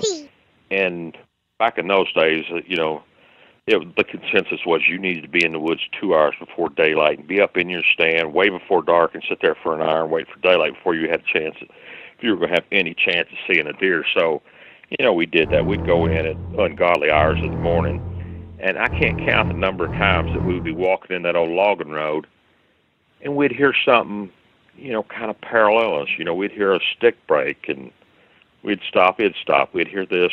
It's like, what in the world? And the shriek owl thing, you know, here lately I've heard about this bionic bird call, or the shriek owl, whatnot. Yeah. Well, I had one as a kid, so I know what they are. I had one. I know what they sound like. But we would have this thing, and we'd be walking in that old dirt road, and we would hear this thing. I'm like, what is that? It's like it was trying to sound like a shriek owl. I'm like, that's not an owl, and it would be like it would follow us. You know, we might walk a mile back in those woods. It's like, this thing is, what is it? You know, so that was one thing that I think back on now. I think, yeah, it could have been. Might have been. Did I ever see anything? No. The other was this, right in the middle of this area we hunted, and it was kind of odd. There was just a huge stand of bamboo. It was almost impossible to get inside of, but you know, several times we made our way back in there. And once you got in there, it opened up into a pretty good area. It was circular, and it had kind of cattails and ferns in there, but every time we went in there, they were all beat down like something was bedded in there. I mean, there was no doubt something was bedding there. And of course, we thought it was deer, and we always checked, and there was never any scat or anything. You never saw anything. Like, we knew enough back then that, you know, you find a deer's bed, typically first thing he does when he stands up, he's going to go to the bathroom, and you're going to find some side. Well, right. We never saw anything back in there. And I set up my stand several times around that patch of bamboo from every wind direction you could possibly think of, thinking, you know, at some point I'm going to see a deer go in and out of there, but it never did.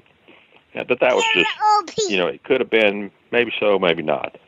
And then the last incident from that area was one evening. It was maybe an hour before dark, and I decided to get down out of my stand. I was just going to steel hunt my way back towards the turnpike.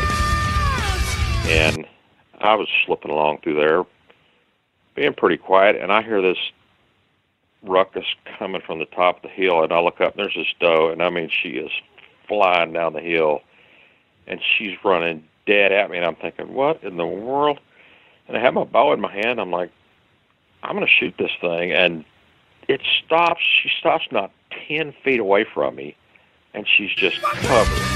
I mean, she's just covered in froth and panting, and tongue's hanging out, and she's just sitting there with, I mean, her eyes were just as wide as saucers, and I'm like, this deer has to see me. There's absolutely no way it doesn't see me.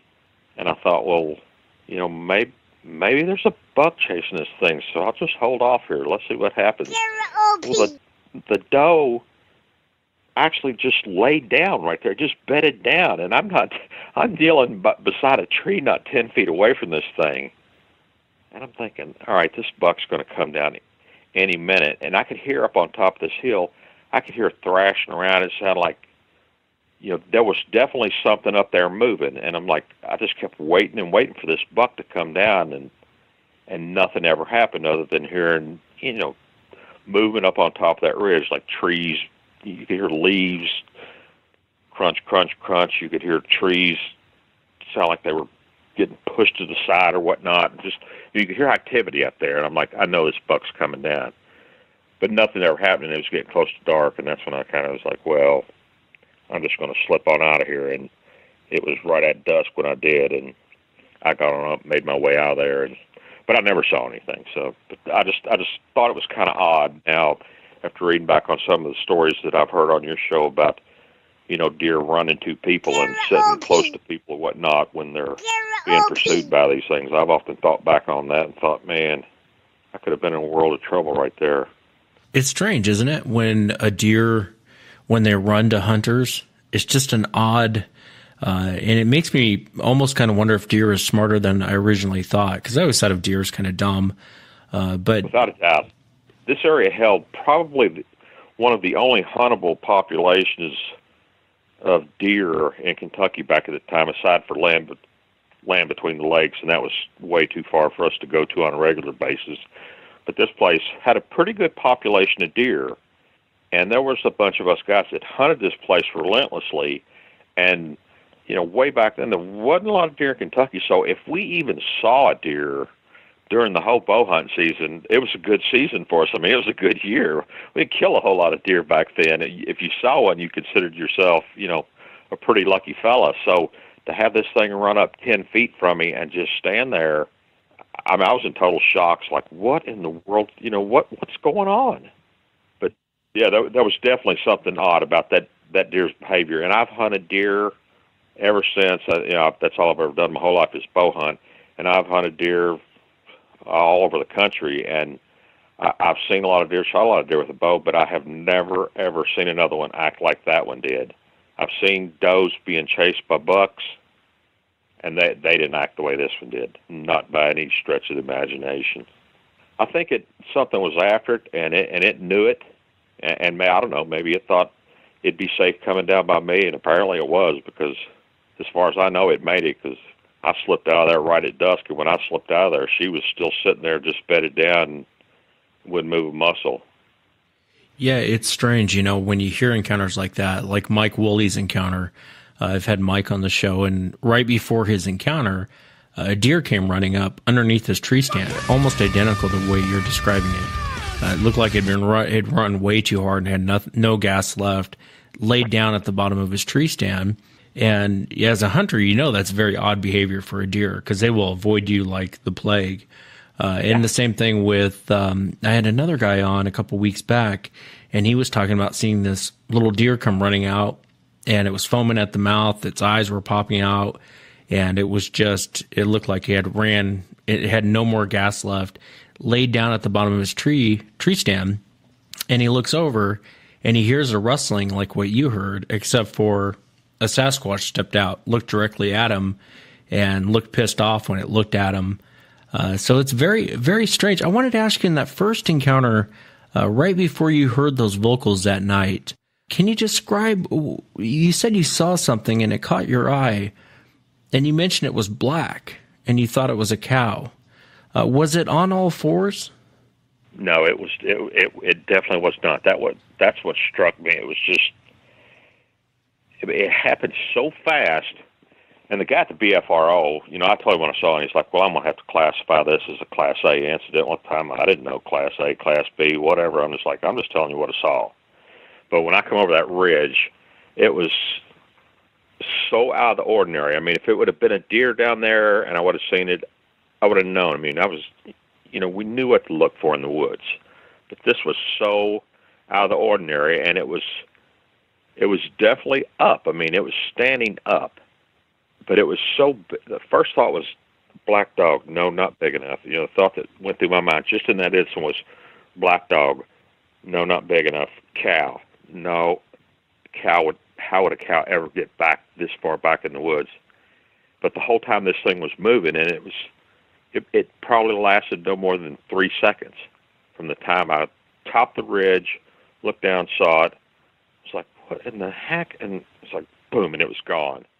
I look over to the left, I see my buddy over there about 100 yards. I go to the right, see my other buddy, and they're just walking along looking on the ground for deer sign and whatnot, and they, you know, showed no indication that they had seen anything. And I was like, well, you know, I saw something. It was big. It was big. It was solid black. There was no coloration variance to it whatsoever. I mean, it was solid black, and the sun was out shining. And you could even see the sun reflecting on this thing. That's what really caught me at first was, what's this? You know, boom, it was just right there. It was so visible. 2 to 3 seconds, and it was gone. And we even made our way down to that area, and I was kind of looking around. It's like, you know, I didn't look up any tracks, and really wouldn't even known what to look for back then, because I'd never even dreamed it. But yeah, it was just one of those things. It's like, what in the heck was that? It's like, that's not supposed to be here. But now, 30, 40 years later, I'm thinking back, it's like, I think I know what that was now. And, you know, I grew up in Kentucky, moved away in 84, and since I've moved away, I've found out that, you know, Kentucky's a hotbed for these things right now. I'm like... It is, yeah.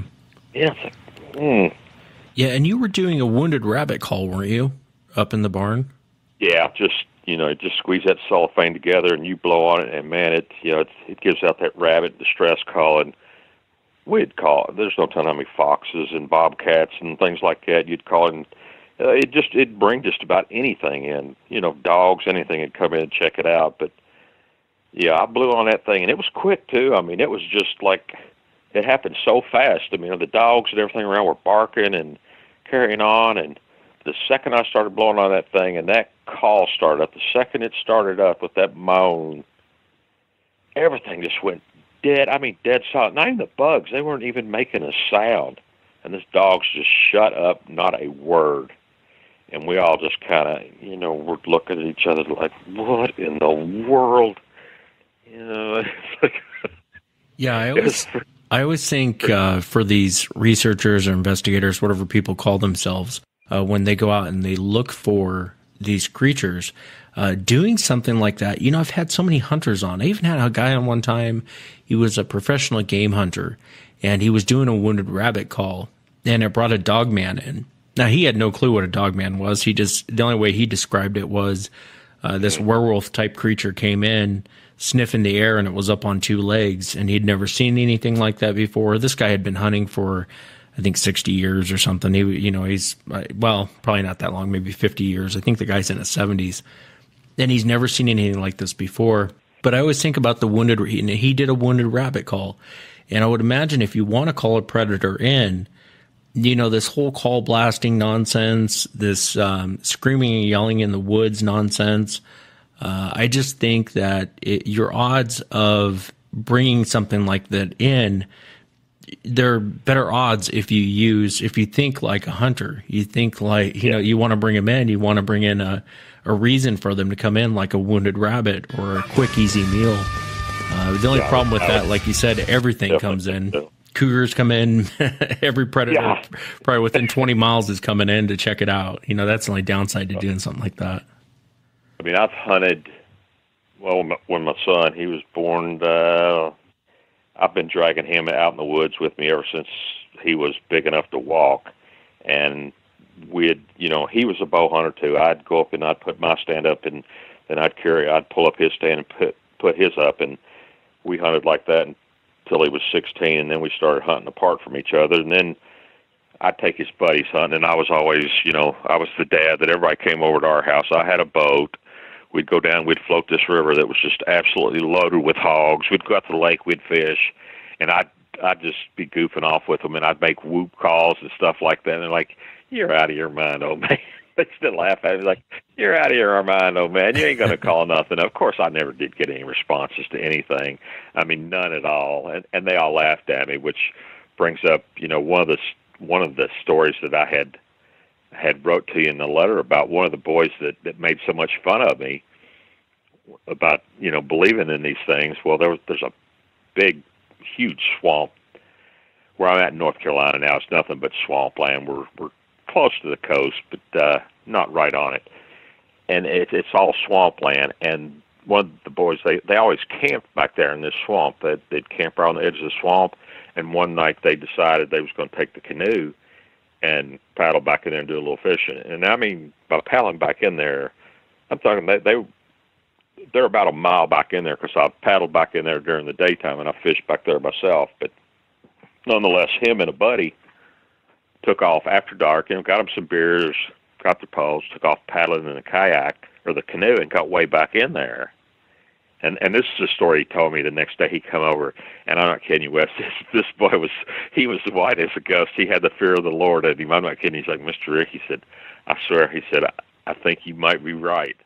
I'm like, "Wow, what happened?" And he's like, "Well," he said, "it was about 2:00 in the morning." He said, "We're sitting there, had our poles out." He said, "We're just kicked back drinking a beer and talking. And right to the edge of the swamp there was a little, hill there with a whatnot." He said, "Something come down off that hill." He said, "I swear to you, Mr. Rick," he said, "it sounded like an elephant coming down through there." He said, "This thing was breaking trees. It was running through brush that's just, it's nothing but greenbrier and muscadine vines and scuppernong, just impenetrable stuff." And he said, "This thing was coming down through there like a freight train. Sounded like an elephant." And he said, "This thing got right to the edge of the water and was throwing sticks out there at the boat. They didn't have a flashlight or anything." And he said they flew out of there. He said they could. He said they went flying out of there like a rocket and packed, got out of the swamp, got their stuff, and went to this boy's house and stayed the night in the house. But that next day he come over and told me the story, and to this day he's still like, he don't laugh anymore. He's like, "I think you might be right." Yeah, it's funny when you run into people like that. I've talked about this on past shows, but there was this guy who used to just torment me. He used to attack me online. I mean, this guy used to come at me viciously, and on and on. I'm a liar. I'm this. I'm that. I mean, the guy was relentless. Almost on a weekly basis, I get an email from this guy, and I always thought, man, there's something wrong with him. I mean, he's just so vicious on coming after me.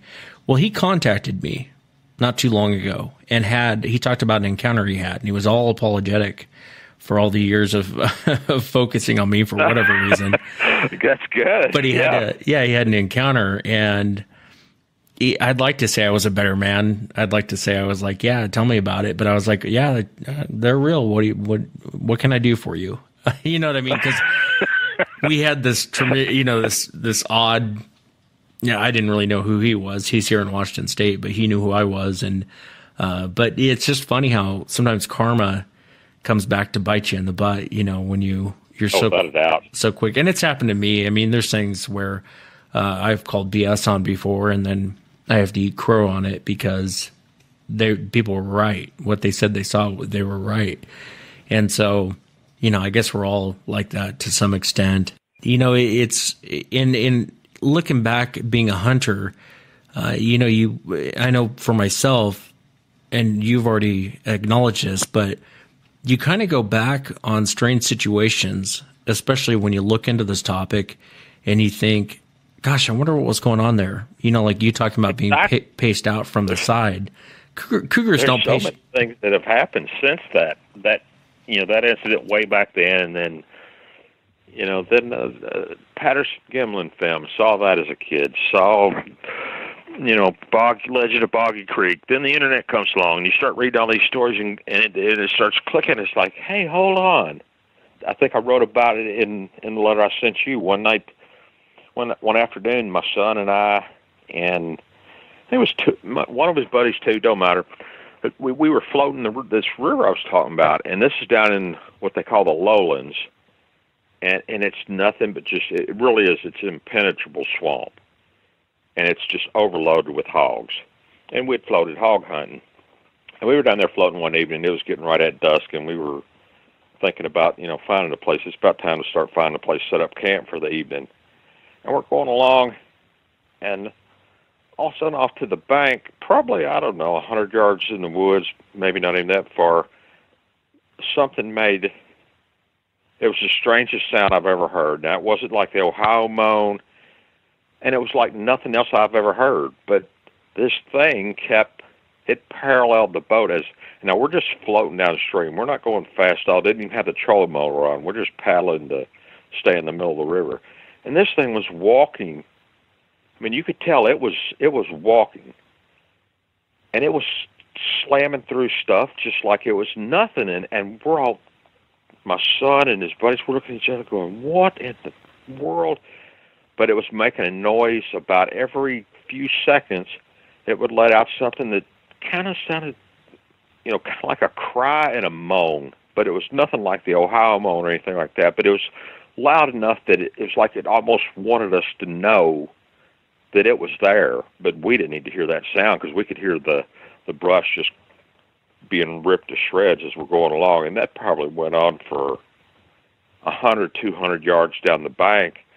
And I mean, we never said a word. Now, we had rifles and everything in the boat laying right there for the hogs, but we didn't even think about reaching over and grabbing one. It's just, we were just too fascinated and going, what in the world is that? And we kind of came to a bend in the river, and right there at that bend, there was a farmer had a big, huge field that butted up there, and then, we hit that bend, and we went left, and this thing stopped, and we never heard no more from it. But needless to say, we went on down the river about another good 5 miles before we set up camp. And to this day, I still don't have a clue what that was. Could I say it was a Sasquatch? I don't know. I have no idea. It was just something that 50 years of me being out in the woods, I've never heard before, and I have no idea what it was. But that was just something that popped to mind. It's something that happened, and I had never thought about it. Nothing strange, but it definitely was strange. And there was another incident where my wife, she's had to put up with this stuff for, oh my God, all these years, and she just, bless her heart, she's got the patience of a saint. And I tell her all these stories, and she's like, yeah, heard that story, and on and on. And I don't think she ever believed me about anything. But one morning, it was years ago, we were here in North Carolina. It was the middle of August, and we're sitting on the front porch before it got too hot to do anything. It's just like we're at the crack of dawn, kind of foggy, just perfect time to be outside on a hot summer day here in North Carolina.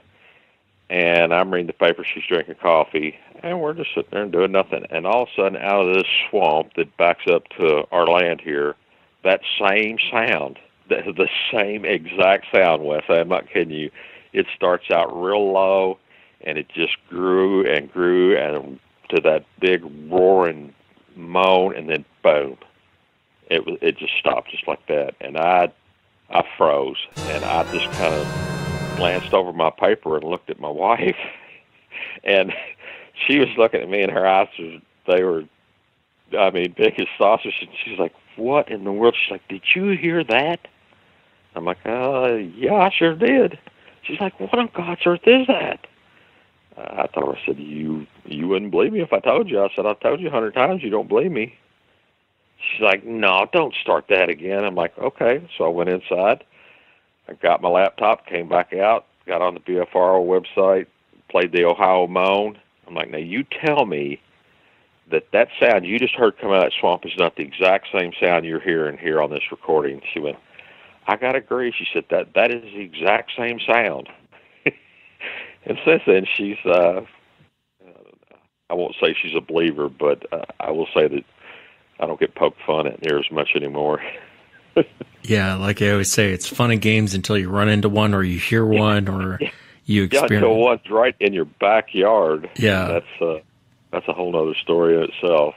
Yeah, the Ohio Howl is interesting because there was a guy in Virginia, and I remember when I had posted that to the blog a long time ago, and the Ohio Howl's been around for a long time, but it was the first time he heard it, and he sent me a message. He's like, Wes, I've been hearing that for the last 20 years. He's in Virginia.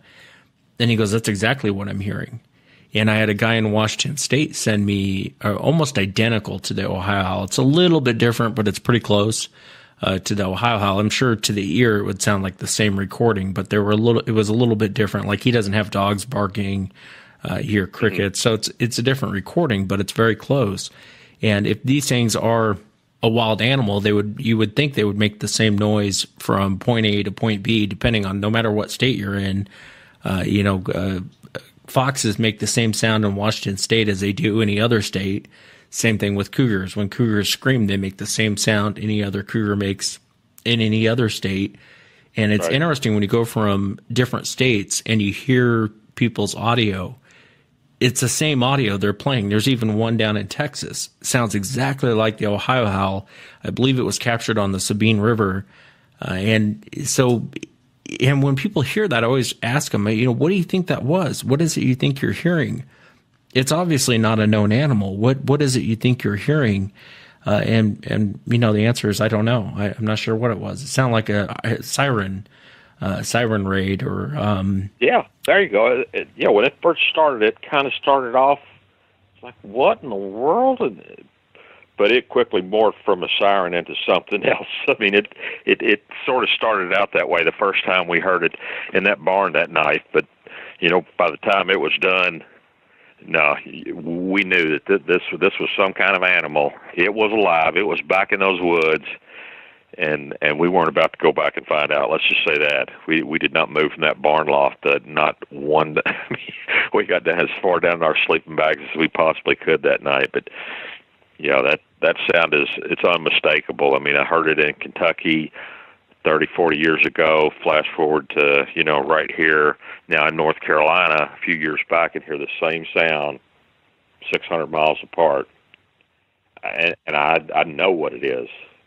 And it's an odd call for them to make. It makes me wonder what that particular call means. Because you hear them do that. I've not heard screams. I mean, we just here recently we've started getting coyotes that have migrated this far enough east, and we get coyotes back there, and we have a lot of bonfires out back behind the house, kids over and whatnot, and within the last couple of years we'll hear the coyotes get to yipping after dark, and every time they start to yipping, I'm listening real close to see if I hear anything at all, and I've not heard anything at all. I've heard them say that they'll kind of follow coyotes around or whatnot, or their call will set a coyotes off or vice versa, but I've not heard anything since. Honestly, I think that this big drainage behind our house, this big swamp, this thing was just migrating through. I went to the BFRO website and I looked, by region, sightings by region, and found our county. And there's only one other report for our county, but it just so happens that this was a Class A sighting. And it was, if you, as the crow flies, it's not 5 miles from here. It's driving it might be 10 miles, but as the crow flies, it's 5 miles from here. And it's all down this big swamp drainage that eventually leads, down into the Neuse River basin, and that goes on down to the ocean there. But one big, huge swamp. But yeah, this was a sighting that a girl had driving home one night, and this thing was just walking right along the side of the road. I mean, they can go to the BFR and read the BFRO site and read the report. But I thought that was kind of neat. Yeah, it is, and I think more people see them than what you see on the BFRO or even what you hear on this show. It's a very, very small percentage. I have no doubt. Yeah. People around here, these old-timers, they're tight-lipped. You mention anything about it, and they just look at you like, nah.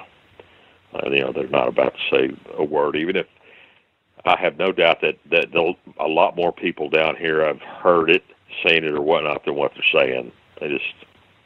Some people clam up and don't say a word, and some of them look at you and give you a look like, yeah, I've got things I could tell you, but I'm not going to. Yeah. These old farmers down here, they kind of keep to themselves. Well, keep me up to date, will you? Let me know if anything else happens out there. I'd love to hear if anything else new happens out there, will you? Yeah, I definitely will, and I'll shoot you an email. And that conversation we had the other day about the friend of my brother-in-law's, he has got some very interesting stuff. Like I said, he's there in Kentucky, and if I can talk him into it, I will try and have him give you a call, and maybe you can talk him into relinquishing some of his information he's got, because, like I said, I saw photos that this guy had, and it's like, man, I don't know if I want to go out in the woods with this guy, or I don't know if I really do, because he's doing some heavy duty.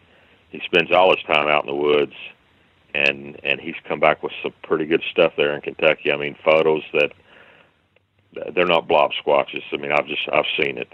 I've seen his photos, and he had to get permission from this guy he texted this guy and asked if it was okay if he showed me a few of his photos, and the guy texted him back and said, well, yeah, if this guy's not just goofing on you and wanting to make fun of me, he said, yeah, go ahead and show them to him, and he did, and I'll do my best. I'll do what I can and see if I can't get him to give you a shout. He would be an excellent person to get on your show. I'm not kidding you, because this guy has got some material that if he was to release it, I'm sure it would meet with all the ridicule that all the other really good photos do. But I mean, this guy's got some good stuff, really good. Yeah, please do. Please give him my information, and even if he doesn't want to come on the air, I'd still love to speak with him, and I'd love to see what he has, and I'll keep it private if he wants to keep it private. That's fine with me. But I'd love to talk with him. Okay. Well, Rick, I appreciate you coming on. Thanks so much. Well, Wes, I appreciate you having me, buddy. Thank you, sir.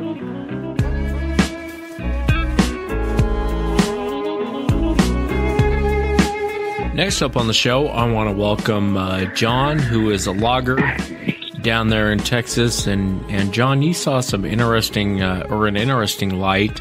If you would, for the audience, maybe start from the beginning. Tell us what you're out doing and what you ran into. All right, Wes. As a logger, we get up early, and my alarm clock may be set from 2:45 to 3:30 to 4 o'clock. Just depends on where we're working and how long it takes to get there. But this particular morning, I had my alarm set roughly 3 o'clock. I got up, went outside, cranked my truck like I do every morning, and I noticed it was a clear sky. Being a stargazer, living in a field, I took notice how clear the sky was, and there was one particular star in the east. It was just super bright, just really big, really bright. Didn't notice anything strange about it, other than how clear the sky was, how big and bright the star was. Went back inside, got my stuff ready to go, and walked outside, got in the truck, and I left. Well, we were working to the east, so I had to drive east to get there, and the highway pointed you east the whole time. There's some curves, not many. We pretty well stayed east. I went that way roughly 12 miles or so, and along the way, there's patches of forest, there's open spots, there's fields, and you could see, and I could see that star through the top of my front windshield. I didn't have to bend over or lean forward to look to see it. You could just see it. A good distance off, 1/4 mile or so, tree line, you could see this star above the tree line without a problem while you're driving. Now, if once the trees were closer to you than that, well, they covered it up. It was behind the trees. Again, beautiful star. Could see it really well. Could see all the stars really well. But it was a bright star. I was thinking on the way over there, maybe it was Venus, maybe it was Mars. Normally Venus is in the western sky in the late mornings like that. I say late mornings, late at night, early in the morning before the sun comes up. So I didn't think it was Venus, but I didn't know if it could be something else. I didn't know. So I drive east, roughly 12 miles, and I take a right, which puts me facing south onto a county road, and it was 11.8 miles from the highway to the job site. Right at it. It was right at 11.5 miles. A little over, a little less, just depending on where you were on the tract of timber. So I'm headed south on the county road. Every now and again, there'd be an open spot on the left toward the east, a field or something I could see, and the star is still there. And I can't say it enough. I looked at this star at least 100 times on the way to work. I mean, it was constantly in front of me. When I turned on the county road, every chance I got, I'm looking because, like I said, extremely clear sky, stars everywhere, but that one's standing out. So I'm looking at it. So I go down the county road, headed south. The gate is on my right, which is the west. I go through the gate, roughly a mile, maybe, due west, and then the road makes a hard left, and if you go far enough, it'll make another hard left and come out on the same county road, kind of like a big U. Well, there's a road in the center between those two turns. There's a road in the center that goes up through the middle of the clear cut, and if you turn on it, you're facing dead east. Well, that's the road I had to go down. That's where my loader was, the wood pile. I turned onto that road, facing dead east, see the star, looking at the star. Like I said, I've been looking at it all morning. This whole trip from the house to here has been at least roughly about 40 minutes, 45 minutes because of the county road. You can't go real fast on me, rough anyway. I get pulled up to my loader, I'm shining the lights on it, and I already knew I needed to go to the bathroom, and I hope I don't embarrass myself here, and I'll try to make it as funny as possible, but I knew I needed to go to the bathroom. I knew that I probably wasn't going to make it up the loader, check the loader out, crank it, get back in the truck and move it and go to the bathroom. Really didn't have time for that. So right almost across the road from the loader, I had a spot pushed out where I could park my truck. It'd be out of the way. No stumps, And this is a clear cut. This is easily a 200-acre clear cut. Big, massive clear cut. So I can see forever, pretty much. It's still dark. This is 4 o'clock in the morning, and I'm out there alone. I woke up early, showed up early. So I back up into this spot, and let's see. The truck is facing due south. It's almost straight south. And I open my door, and I step out and get what I need to go to the bathroom, and I take, 8 or 10 good steps from the truck. Don't want it too close to the truck, or don't want to go to the bathroom too close to the truck, but, get away from the truck. And I pull down my britches, and I squat down, and I'm facing south, kind of southeast, sort of, kind of somewhere between the middle of the star and south. And I'm looking at the star. I'm looking at the rest of the stars. It's such a clear night, It's just a beautiful, beautiful view, And I got front row seats to it, and I'm looking at it, and I'm enjoying it. But I'm still looking at this star. I can't place what it is, planet, or it's not Venus. I can see Venus way to my right in this clear cut. I can see it. It's going down. It's getting closer to the western horizon, so it won't be long to be gone. And if you've ever looked or had somebody shine, that's better. If you've ever had anybody shine an LED flashlight in your eye, you know how bright it is. It's bright enough to make you blink, close your eyes. And, oh, yeah. Light makes people sneeze most of the time anyways, but it's super bright light. This star, looking back, thinking about all this, because I wasn't thinking about it then. Remember, it's just a star. But looking back, it was that bright. It just wasn't hurting my eyes. It was super intense bright. It had a color. Opal is not a color, specific color, but there's many colors in that color. opal. Okay, it was not blue. It was not white. It wasn't an off orange or nothing like that. It matched the stars, but slightly a light grayish, brilliant opal color. It's hard to explain. It wasn't a solid color. It wasn't twinkling or glimmering or anything. It was just. It would, if you didn't know any better, which I hadn't the whole way to work, you would have thought it was a bright star or a planet. But it was really bright.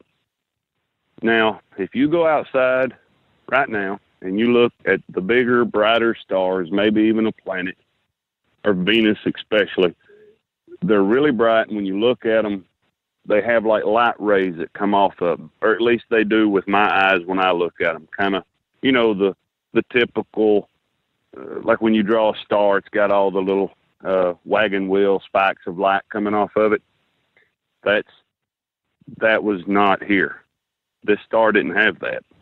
It was very smooth in its edges. There was no glow. It was just a bright circle of light. Bright circle of light. The equipment we run, the tires on the machines are about as tall as I am. Some of them are a little bit taller, and they're circular. They're a tire. If you could take that, put it in the sky, roughly a quarter mile away, and I may not be doing justice there. It might have seemed or looked a little smaller than that, but a good ballpark guess. That's what I would have to guess. Quarter mile away is pretty good ways, even for something that tall. Things get small pretty quick when you get distance involved, and that's just a good guess or best guess I got. But so to take you back to what I'm doing, squatted down, going to the bathroom. I'm looking at the star, and there's a very low lying fog on the clear cut, which is normal. That's normal. You're cutting plant life down. There's water in it. It builds up the humidity and the heat. A cool morning, there'll be low lying fog like that. It's normal. So that wasn't out of place. But I'm looking at the star, and I'm looking now south.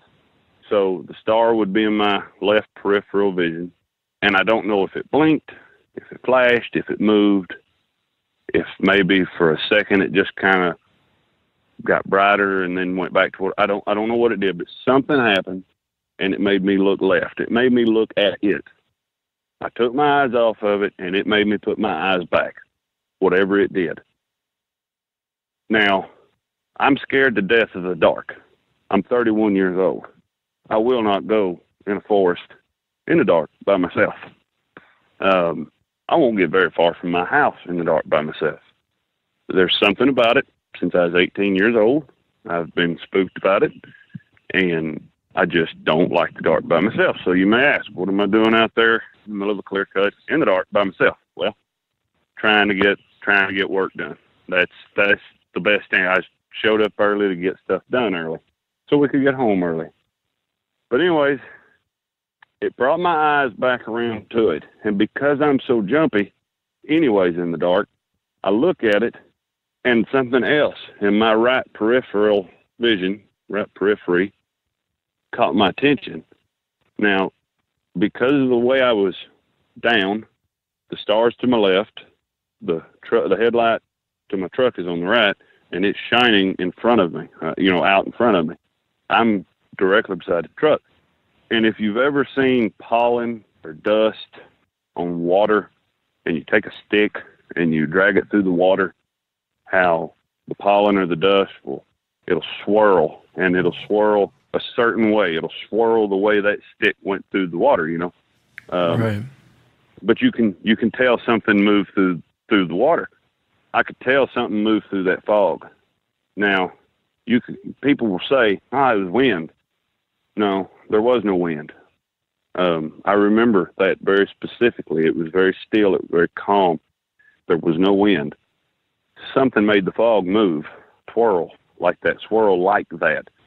And it was as if maybe a person had walked through it, because it was moving from ground level to at least the top of the fog that I could see. And it something had passed through it that was up and down. It was not sideways. You know, if you threw a Frisbee through it, that would look one way. And if you, I don't know, but, you know, somebody walked through it, it'd look one way. This was like somebody walked through it, but they had walked from west to east across the front of my truck, okay, whatever it was. That caused me to rapidly into my business and get my britches back on. And I did. And I got pulled up. I'm still looking at Star because, like I said, I thought it had blinked. And I had my pistol with me. That's what I forgot to mention. I got my pistol out of my truck with me when I used the restroom because of how I am in the dark. And I walked back to the truck, which is, like I said, just a few steps away.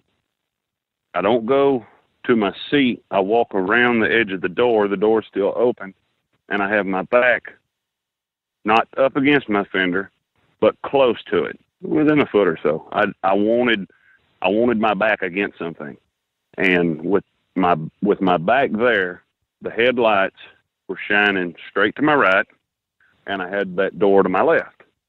The only open area was either something jumping over the hood from behind me or in front of me. I wanted my back against something at that moment because I didn't know what was happening, what was going on. I didn't have a flashlight with me, but I'm looking at the star, and I thought it moved again. I wasn't sure, and I was thinking, no, that's crazy. There ain't no way it moved. There was a shooting star in the right between.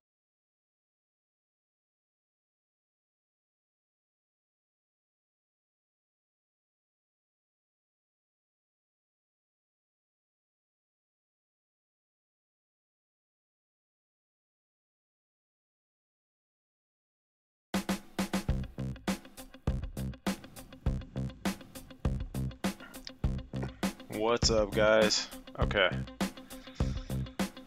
Guess what?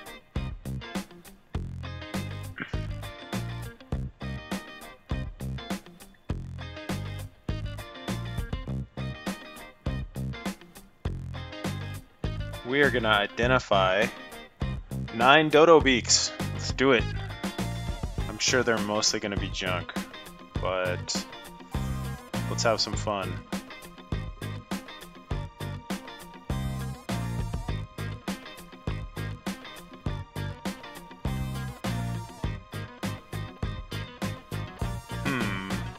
I am after some damage reduction, so I'll probably hold on to that for now.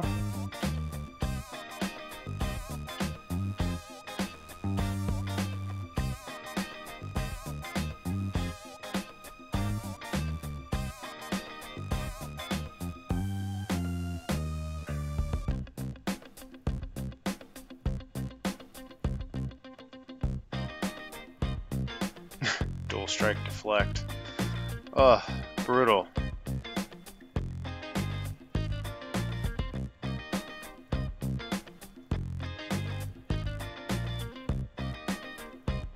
Empower and enrage. If we could get rid of that enrage. I've kind of noticed something with deflect. I've kind of noticed something with enchants. It's almost like enchants have a base value, and if an enchant's gonna be good, it's gonna be good. Like, watch, I bet this one, I won't guarantee, but I bet this one is gonna have 2 stats again when I roll it. I'm gonna roll it one more time. Yep. Enrage and speed. So, I think this is one of the good, behind the scenes, I think on enchants, they're either good or they're not.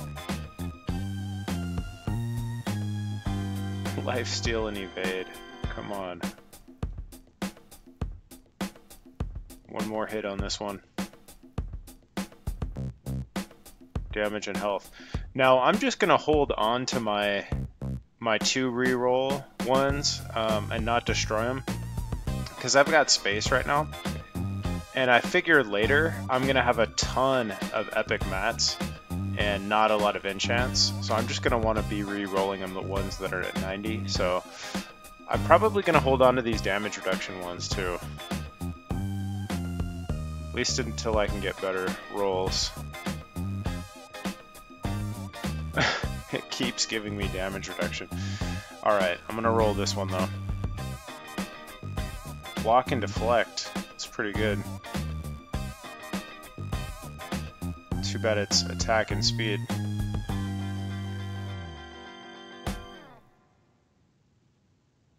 I'm gonna leave that one as well.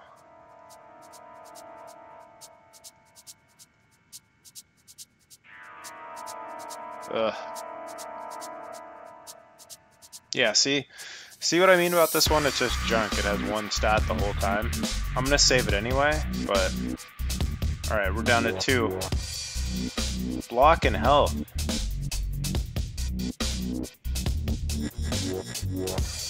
That's a pretty good enchant. I'm gonna roll it again just to see what happens, because you know we need that damage reduction. I'm gonna hit this one more. Yeah, you see what I mean about the good enchant? See, this one has 2 stats. We roll it and it just keeps keeping the good stats. I would totally roll this one more time, but I'm gonna wait a little bit. Here's our last. Block and deflect again. This is another good one. Deflect and dual strike. Ugh. Alright, since we have so many epic mats, I'm gonna hit this one more time. Ugh. I can't imagine a time where I'm gonna want to use 120 mats on a roll, but you never know. Let's take a quickie look at the, and I'm at 50 enchants, so I'm definitely gonna need to delete some.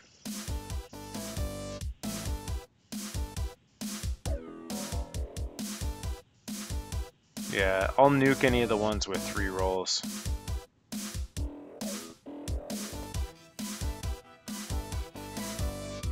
Okay, let's hit this. Nuke.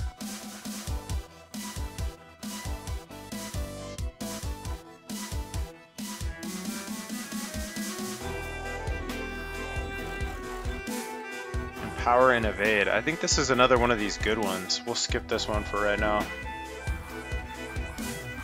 Yeah, block and damage reduction. I think it's beautiful.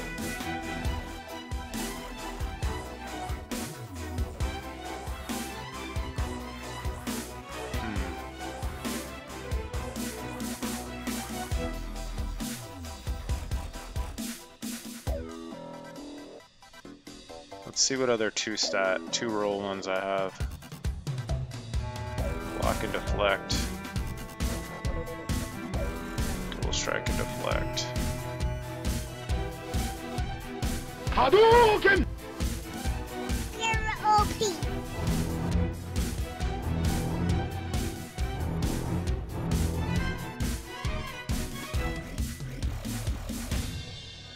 You have 20 seconds to comply.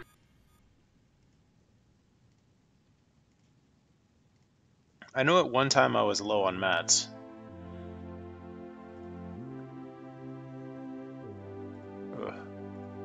Is that really 3 rolls? Speed and evade? Nuke that one. Bueller. And we've got a winner. Bueller. Mahor. Congrats on the Zero Crash win.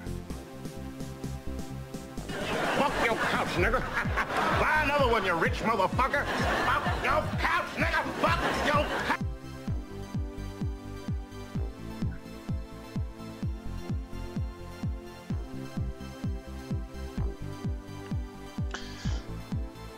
Congrats, man. Well, I hope you liked identifying some of those enchants with me.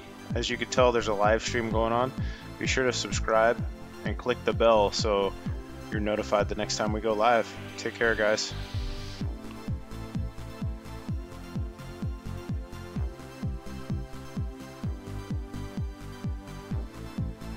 Okay.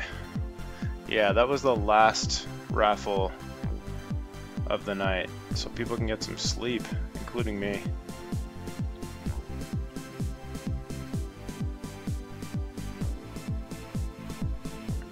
Hope you guys had fun.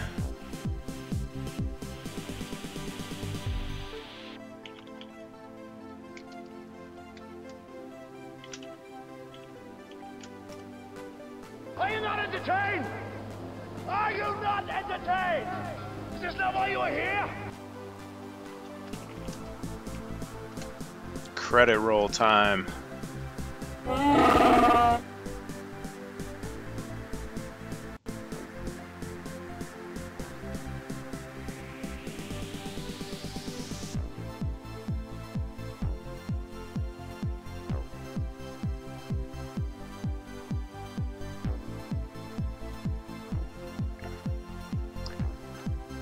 Yeah, I really appreciate you guys being here.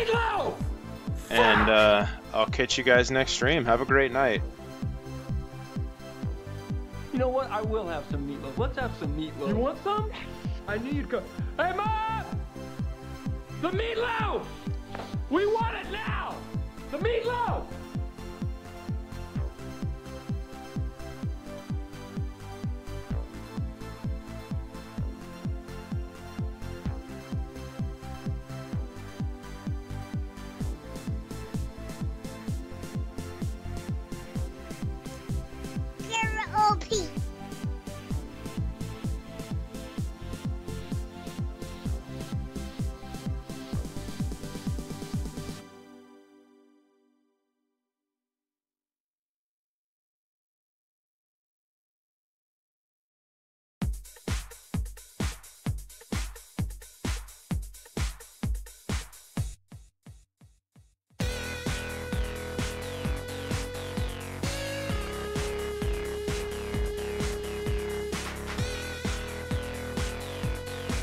Between east and south, so southeast, there was a shooting star came down, and I looked at that. And I looked back at the star, and as soon as I looked back at the star, that's when it moved. Now, from my perspective, there's a tree line roughly 500-600 yards away. Pretty far, not real far, but pretty far. If you stick your hand in the air, extend your arm, and make a fist, that star, or the light, was maybe a fist and a half high in the sky above the treetops that were 500 or 600 yards away. Okay? Now, again, thought it moved, looking at it. It drops down. I don't know how far, but I'll explain what it did, and then maybe that'll help. But it drops down just a little bit, enough. Well, no, let me back up. I would say it drops down roughly 5 to 6 times its width. Or right? No, width is not a good word for that. Circumference? Is that the right word, Wes? Is that what I'm looking for? Yeah, the overall area of it. Yeah. Yeah. So it drops down 4 or 5 times its width. I'm gonna call it that.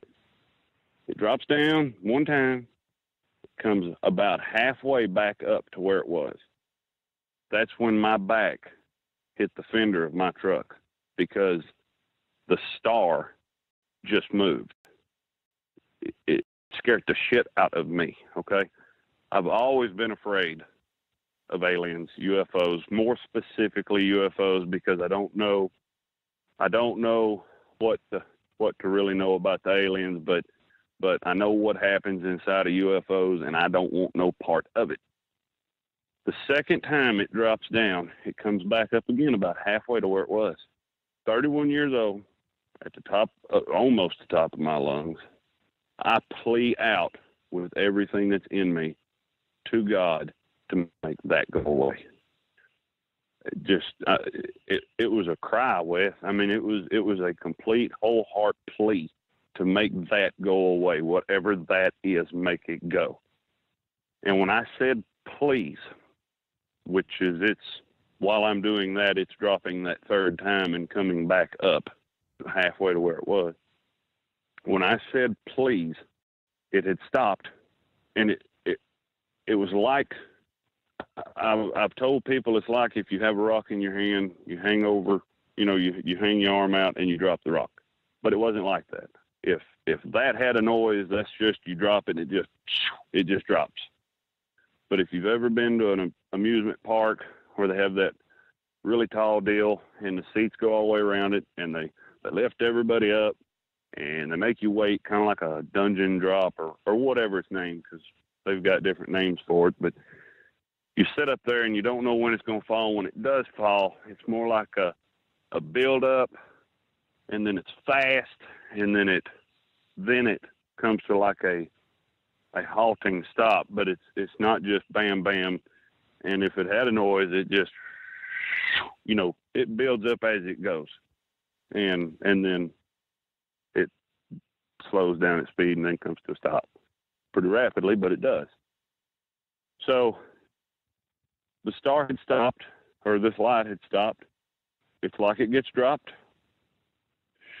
and as it's coming down, I'm watching it, backs up against the truck, and I'm telling you, Wes, I was fixing to lose my mind, because again, I'm by myself in the middle of this clear cut, and it's falling, and all I'm thinking is it's coming to the ground, and that's where I'm at. As it's falling, when it reached the treetops, which didn't take long, but like, I guess being in a car wreck or something, time slows down. You got time to think about so many things or focus or whatever on so many things. It's falling.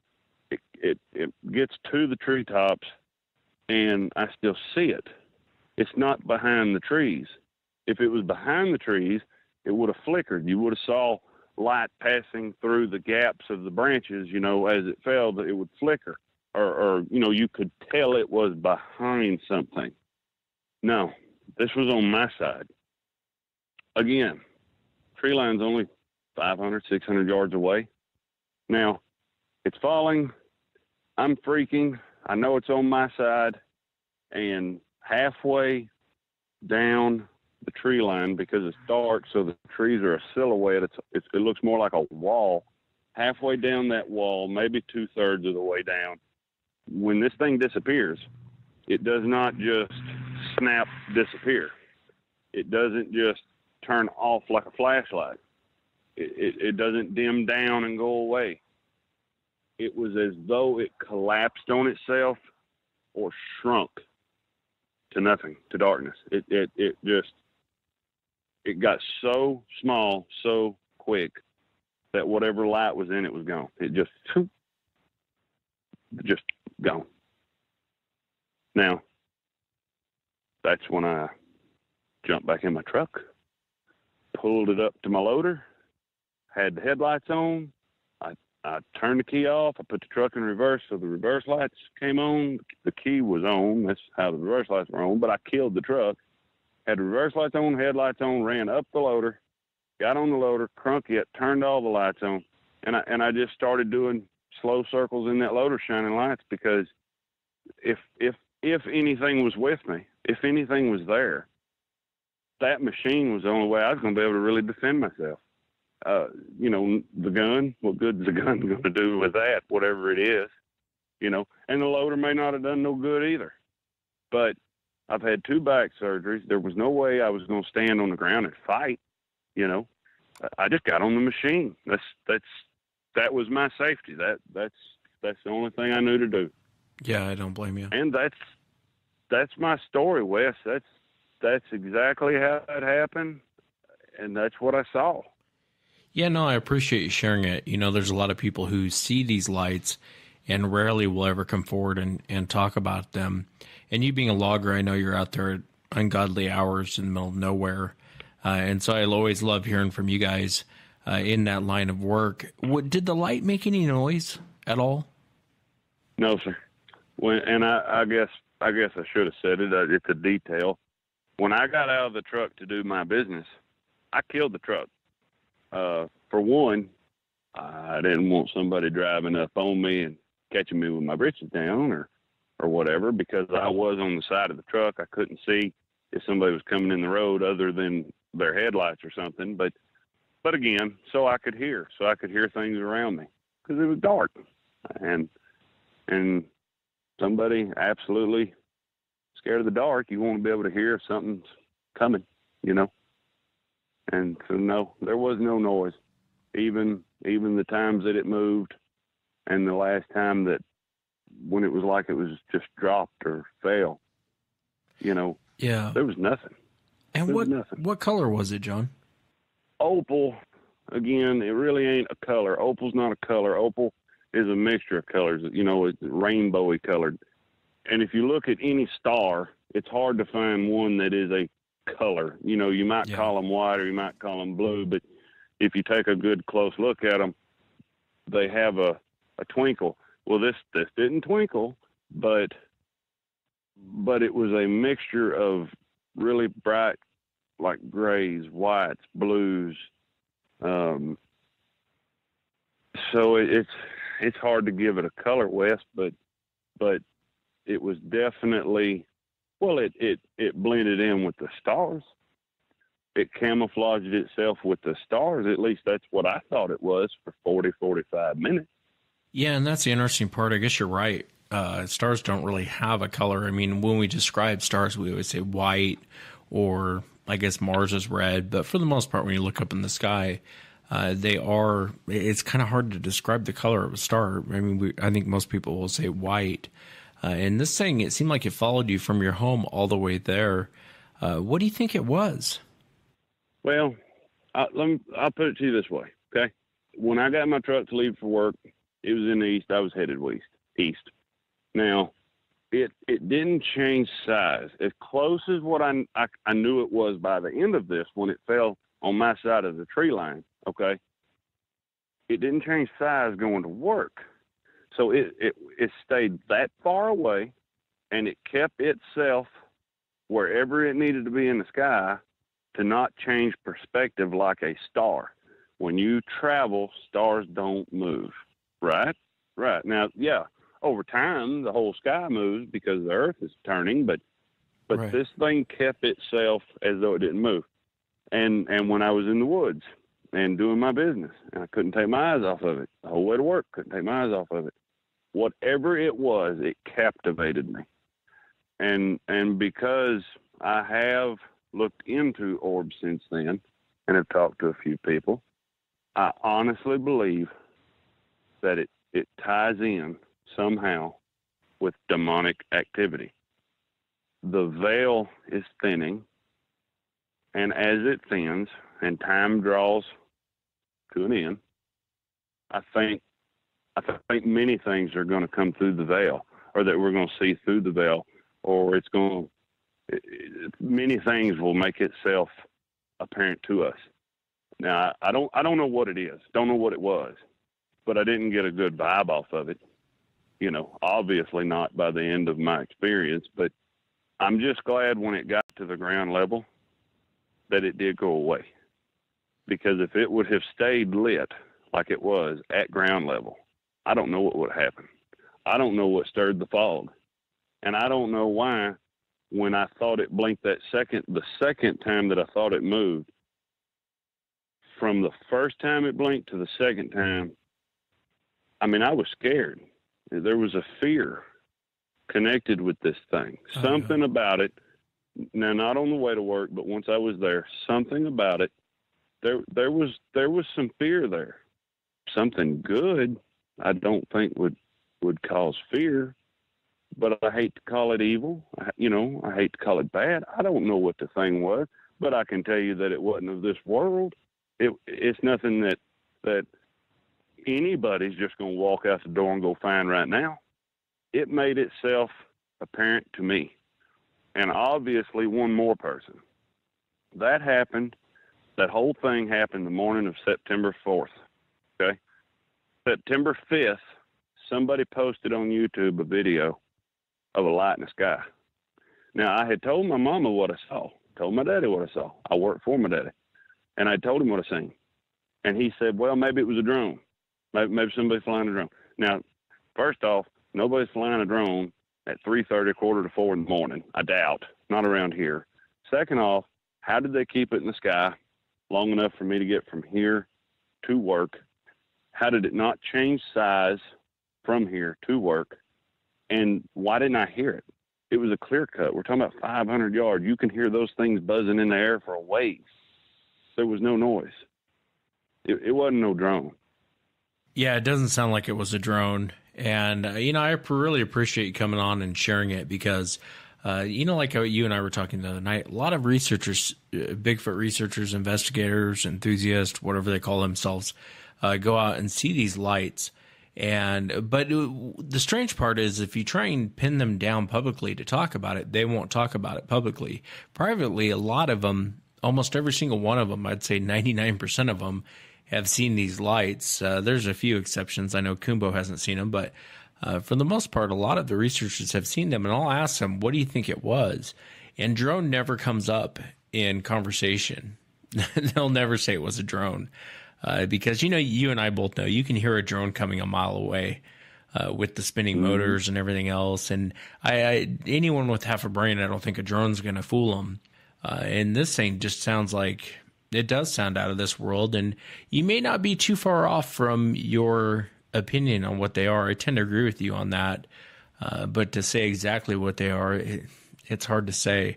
A lot of people see them, though, and I've gotten a lot of emails. I know I had Pam Purple Rose on a couple shows ago. I think it was 2 weeks ago or a week ago, and she was talking about seeing these lights, and she had recorded a video of these lights. And the way she describes them moving around and changing size and, just like your description. I mean, almost right on with her description of it changing size and the way it moved around. And in her situation, it didn't just disappear. I think they flew off. But it's interesting. And I always tell people there's more out there in the woods that you can run into, whether it be Bigfoot, Dogman, or these strange lights. If people just go out, your chances of running into something like this are pretty high. And I'm glad it didn't turn out to be a bad situation with you. Did you just end up working the rest of the day, or did you leave, or what did you do? Well, what ended up happening a half hour after this was I'm in the loader, and I'm turning circles, shining my lights, so I can see. And to the south, I seen lights coming into the clear cut. And I thought, oh God, it's back, and it's on the ground, it's back. And I go to hollering on the CB radio, who's coming in? Who is that? Because truck drivers, they all got radios. And typically they show up early. And that's why I was there early, was to load them early. And I hollered like that 2 or 3 times, and I didn't get a response. And then I, like you said, I knew, man. I knew. Here it comes. I'm gone. Something's going to happen right here, right now. And I texted the buddy I work with, if you get here and I'm not here, something's wrong, call for help. And he wanted to know, well, God, what did you see? And he poked at me, you see Bigfoot? You see UFO? And I said, I don't want to talk about it. Just if you get here and can't find me, call for help. And I left it at that because, first off, the phone screen's bright, and I wanted to be able to see in the dark best I could. I knew I had lights, but still I want to be able to see. And I knew if I left it like that if he got there and I wasn't anywhere to be found, he wouldn't think I was playing with him. It would be way more serious. He took it more serious. And he did. But finally the truck driver hollered, oh, it's me, I'm coming in. God, like to have a heart attack in that loader right there. But Wes, what you were talking about people having Bigfoot activity and seeing lights, every interview that I've heard, Bigfoot is very good at being elusive, right? Right. And a lot of encounters, people just know that's what it is. It's Bigfoot. They don't always see them. Sometimes they just hear them, Sarah Brown, she's got some pictures and things. So she's seen them, and I believe she's seen them. But a lot of her stuff is audio. She hears them. If the light is seen with these encounters, and not always is a Bigfoot seen with these encounters of Bigfoot, but okay, let me try this again. People see the lights, during a Bigfoot encounter. They don't always see the Bigfoot, but they just know that it's Bigfoot, whether it be the whoops or the whistles or the noise. How do they know that what they're hearing or experiencing, if they saw that light, how do they know what they're hearing and experiencing even is a Bigfoot? You don't see it. Sarah Brown talked about having them run straight up behind her turn around, and there's nothing there. It may not always be biological, Wes. It may not always be a flesh and blood thing.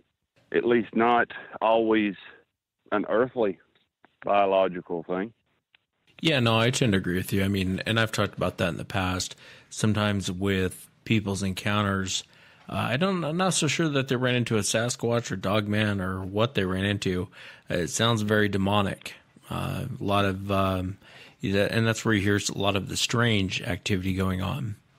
Oh, if I saw a Bigfoot or a Dogman, you wouldn't have to worry about me, because I just, like I said a while ago, I'd just fall over dead with a heart attack. It'd be all of me. And I would have said the same thing about a light, Wes. Like I told you, I've been scared of the whole alien phenomenon and the dark since I was like 18. And if anybody would have told me that I was going to see a star turn into something, and it didn't turn into, but just follow me. If I was going to see a star that turned into something else and then something else moved, oh no. And I wouldn't have bought tickets to go see that, because I don't want to see that. But I did see it, and it scared me. It scared me bad, and it haunted my dreams, and it's haunted thoughts, and the whole concept of what it could have been. It still scares me. But I did see it. I witnessed it, and I lived through it to tell about it. And when I called out to God, nobody will ever make me believe that he didn't hear me, because it was the last word out of that cry of a prayer. Just like when your baby has to get a shot at the doctor or something, and they cry out to mama or daddy. It was that kind of cry. And the last word of that cry is when whatever it was lost its ability to stay where it was, and it went straight down and it went away. So there's power, I think, in prayer. And as far as I'm concerned, I had the proof and the evidence of it that morning when it went away. I hear you. I tend to agree with you on that. And that's interesting. The whole situation that you're in is very fascinating. And I hope more people come together and come forward with encounters with lights. I know I get a lot of flack. I get emails. Don't ever talk about the lights again. Only talk about Bigfoot. But, when you're out there in the forest, it's not just Bigfoot you run into. There's a lot of strange things that you can run into, whether it be demonic, whether it be lights, strange lights. And whether that's demonic or not, people can debate that, but you can run into Sasquatch, you can run into dogmen. I mean, there's all kinds of weird things you can run into while you're out there. And I think just being alert, being aware of our surroundings.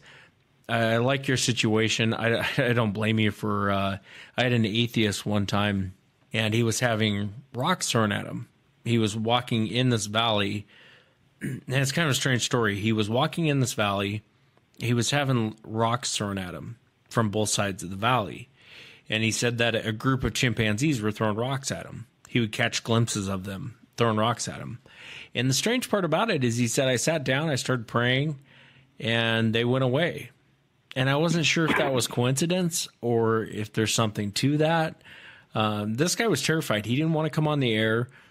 But it's strange because he was an atheist, and the first thing he did is he sat down and started praying, and then these things went away. And so I think there is definitely power in that, and I'm just glad no harm that came to you that night or that morning.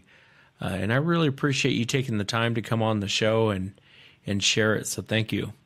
You're very welcome, and I know sometimes you catch a little slack. People poke at you for saying appreciate so much. But for everyone out there listening, I talked to Wes earlier before the show because he wanted to hear my story. And when he says he appreciates something, the man really does. And he does use the word a lot, but he appreciates it a lot. The stories we tell on this YouTube, YouTube radio station, YouTube interview forum, there's a lot to appreciate because the stories are full of a lot of things that a lot of people don't have the guts to come out loud and say. And so when he does use, and he does use the word appreciate a lot, but I'm just here to tell you that when he says it, he means it, and he means it with all of his heart, because he's been through things and nobody listened to him, and now he's put himself in a place to listen to us. So we should appreciate him as much as we hear him appreciate everyone else. Well, thank you, John. That's nice. That's my thoughts, Wes. Yeah, thank you for that. That was very nice. Thank you so much. Well, you're very welcome. And that's it for tonight, everyone. Remember, if you've had an encounter, shoot me an email. My email address is wes@sasquatchchronicles.com. I'd love to talk with you about your